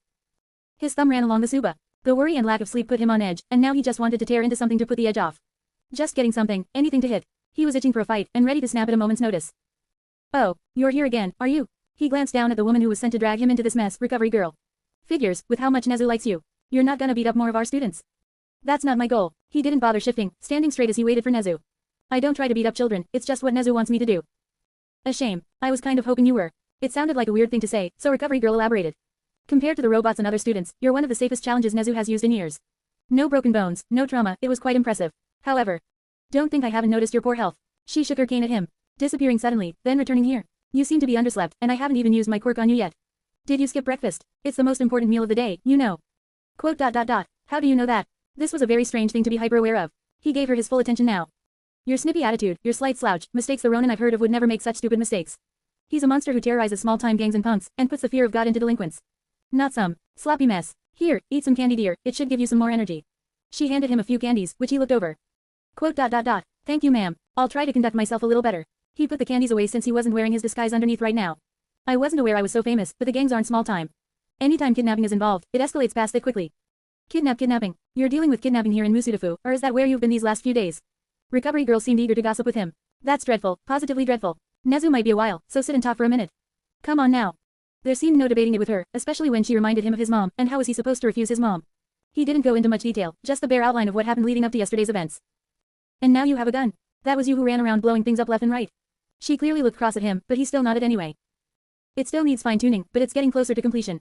It doesn't use bullets at all yet, I'm not sure it needs to. It should, in theory, be able to fire regular shells without any modification, but he wasn't sure of the barrel's integrity. I shouldn't use it as much though, it seems excessive to use on most people. It's definitely excessive. I saw the report, concussions and contusions everywhere. She shook her head and looked up at him. You do know the use of firearms is illegal, right? Are you trying to see how high your bounty can get? Quote. Technically, it's not a gun. Guns need bullets, there are no bullets so there's no gun. Ronin thrived on technicalities, but recovery girl whacked him still the same. Yeah, I know what you mean. At least I know you think things through, even if for the worst. Still, human trafficking, and so close to UA. It's just not right. She'd probably be filing a report for it, giving him some much-needed help in taking down the gangs involved. It was definitely more than one gang behind this mess, and that wasn't including the people paying for the kidnappees. Human trafficking was a pretty big operation. Well, recovery girl, that's why we have heroes after all. Nezu laughed as he appeared. And what our mutual friend is here for. I knew you two would get along well. Ronin talked about precautions, restraint, and tactics to save people. It made sense that he'd get along well with one of the heroes with the highest save count to her name. They had got along the best out of the teachers Ronin had interacted with, as one of the only ones openly admitting she was impressed with him. 13 had been the runner-up as admitting she thought Ronin had excellent control over and restraint with his quirk. Quote. You. All joy was gone. It was impressive how quickly Ronin could switch from calm and collected to murderous. Hey Ronin. Sorry, I know you don't want to be here, but I really needed you.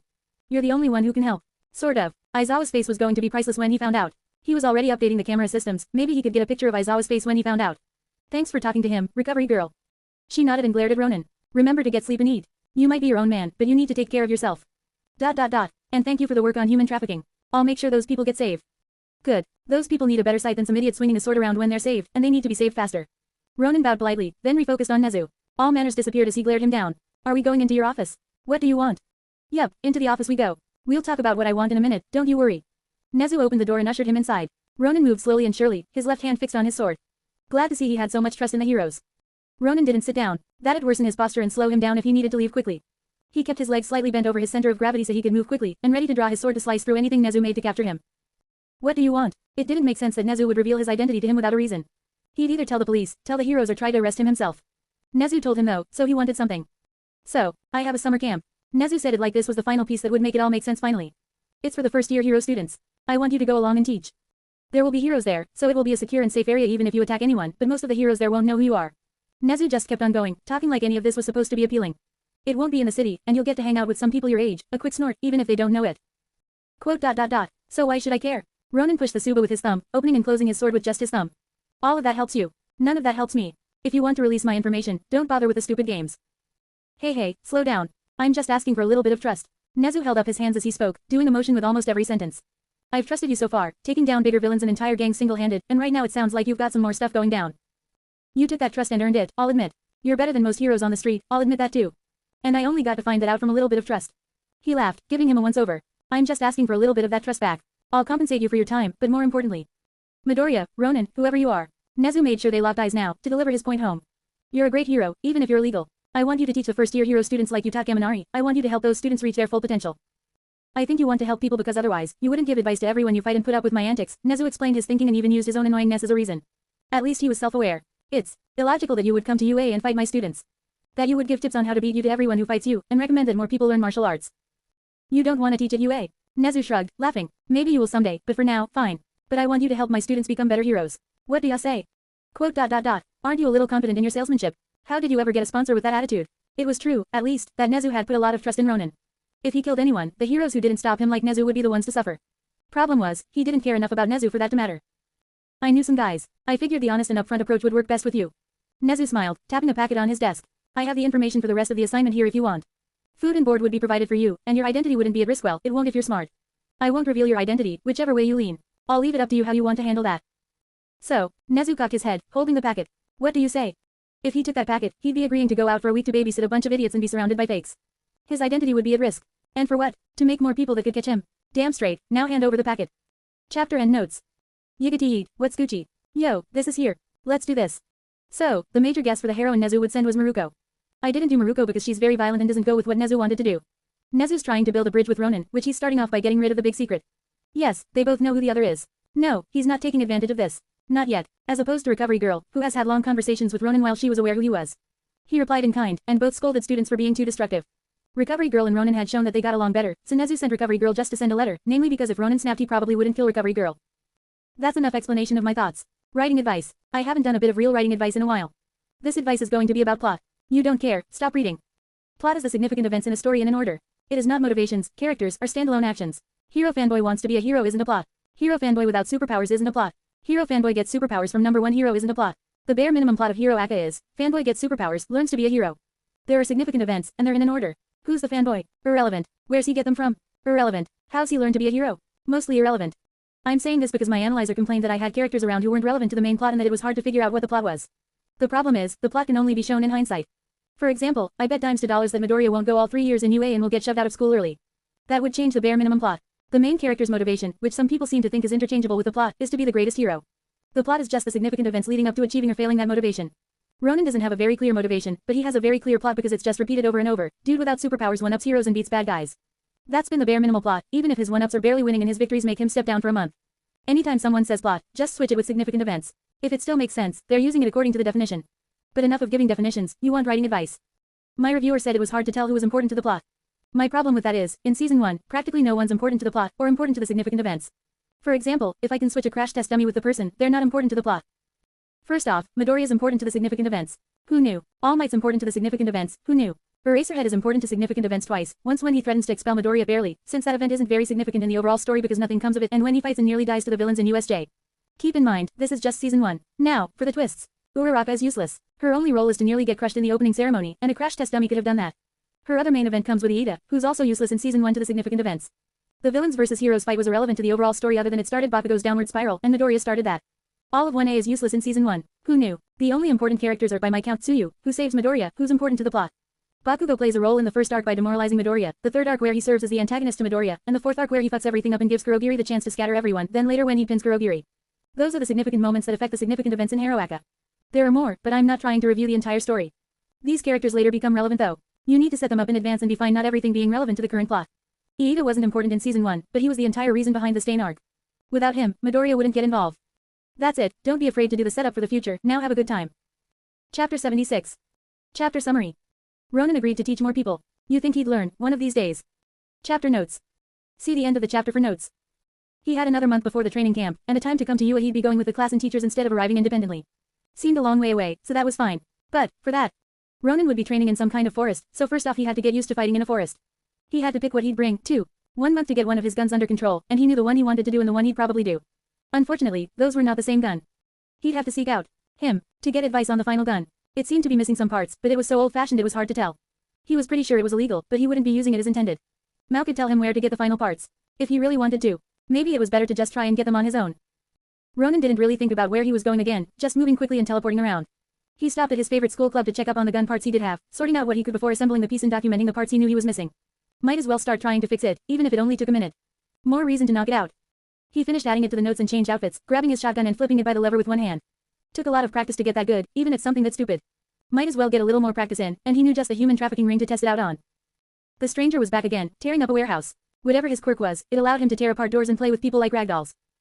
Some people would run quickly when they were finished after an entrance as loud as that, but the stranger would usually just walk away, blasting anyone who crossed him before disappearing. They weren't sure where he was going or where he came from, but his impact was felt and seen, literally. Tsukauchi watched the medical crews pry a man out of the wall. Either that guy's getting more powerful, or he wasn't using his quirk fully before. It's like someone flicked a switch. The medic nodded to the leader, embedded into the wall. Every shot was stronger than the weakest from last time. He's holding back less or he's getting better at this. And we don't like either one. Tsukauchi nodded and patted the man on the back. You're doing great work. Keep me updated if you find anything weird. Other than the fact that nobody died, nothing major yet. The man looked at the scene and nodded, moving away to deal with more important things, like the people who had been tied up and starved. Think he has a relative here or something? His partner nodded to the containers where they'd been tied up. He might be going on a rampage after someone got kidnapped. If his appearances end with the closing of this case, maybe.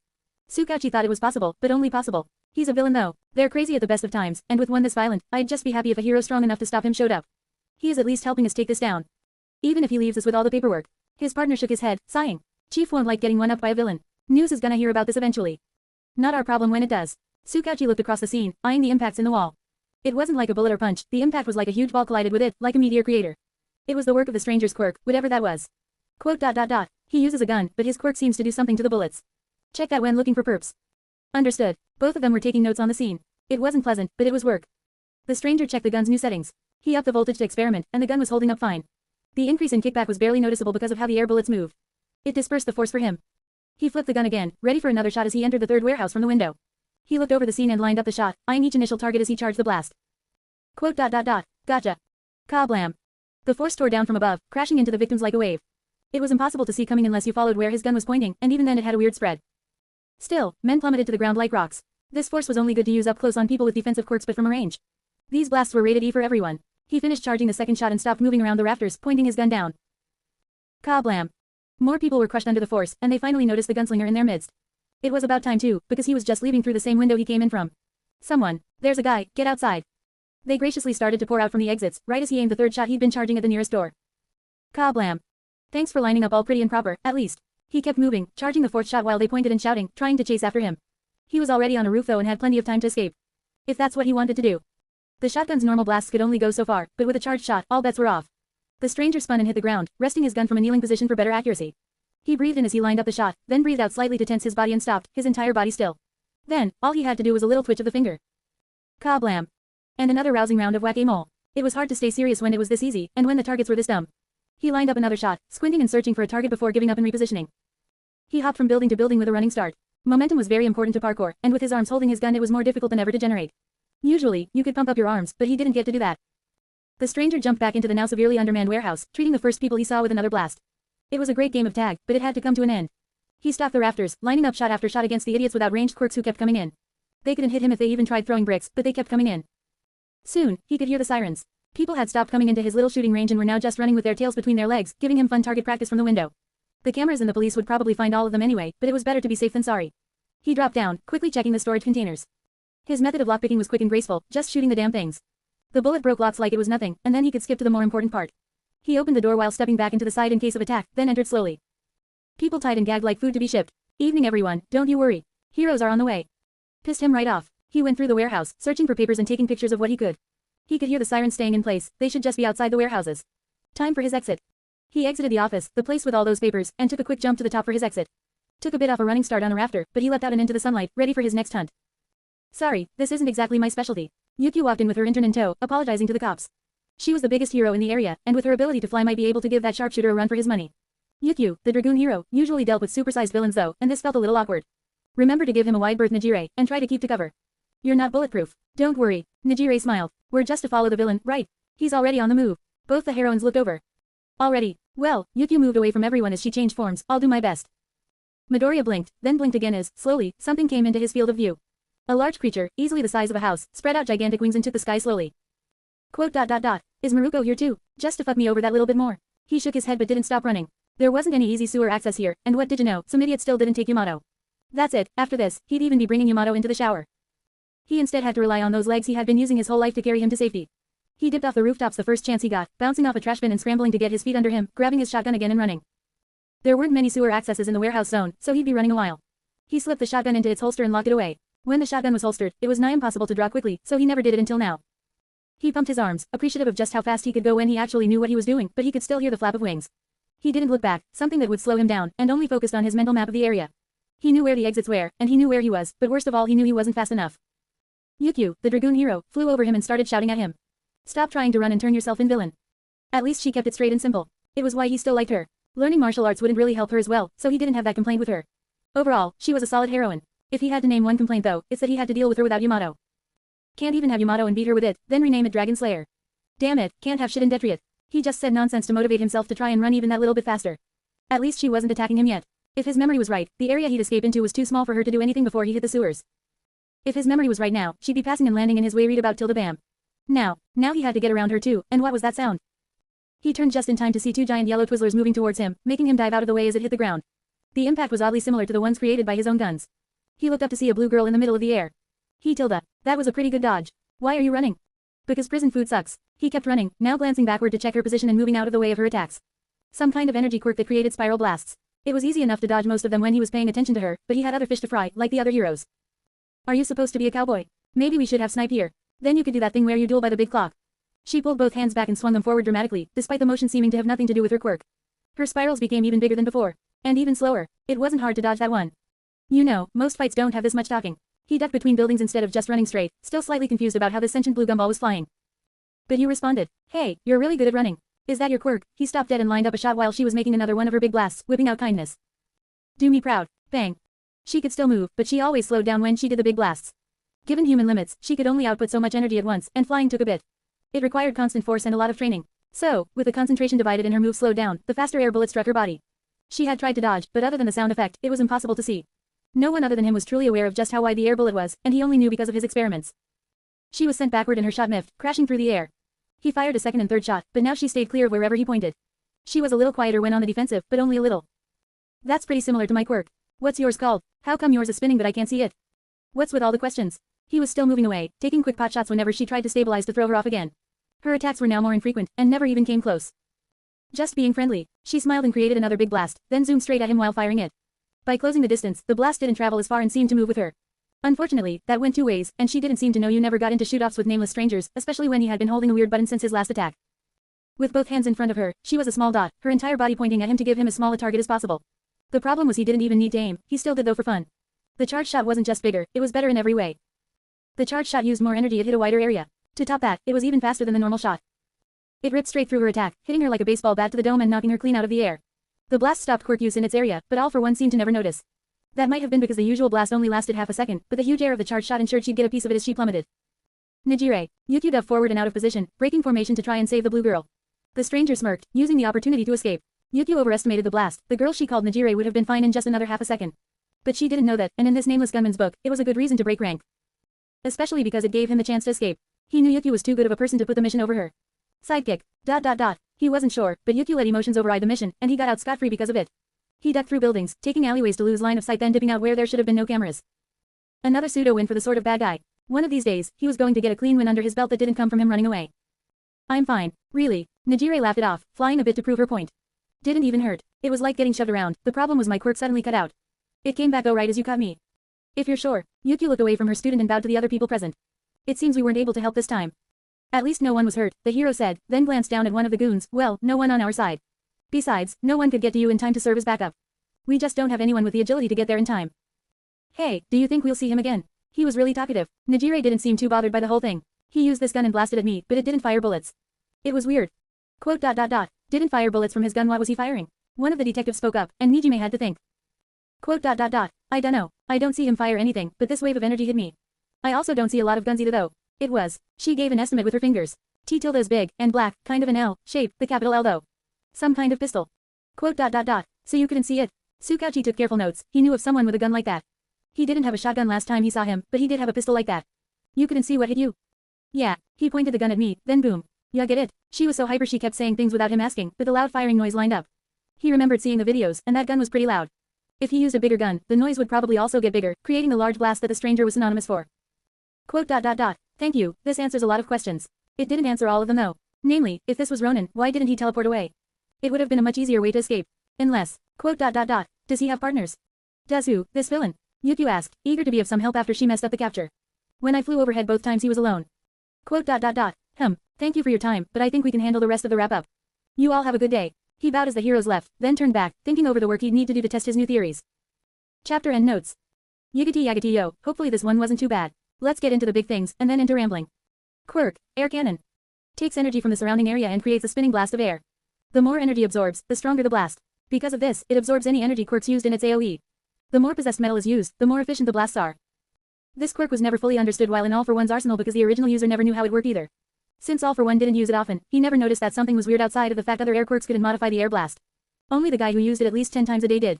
The charged shot and destructive shot, the one where he uses actual bullets and air cannon, are so powerful because the quirk gets more energy, either from the battery or by stealing it from the bullet and then trapping the bullet in the blast.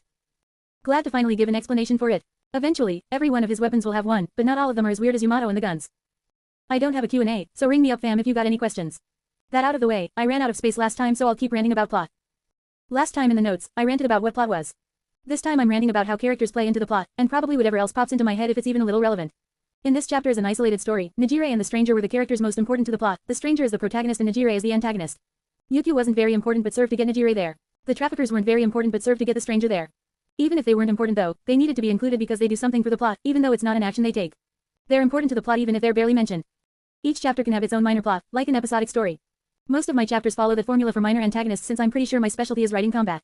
I try to make all my plots include a fight scene since that's what I'm good at. To wrap this rant up, plot is just important events in a sequence. Any character who has an effect on those important events is important to the plot. Moments that are important to the plot are revealed in hindsight. For example, was this just a one-off little fight, or is this the start of something bigger? Who knows? Me, technically, but that'd be telling. Chapter 77.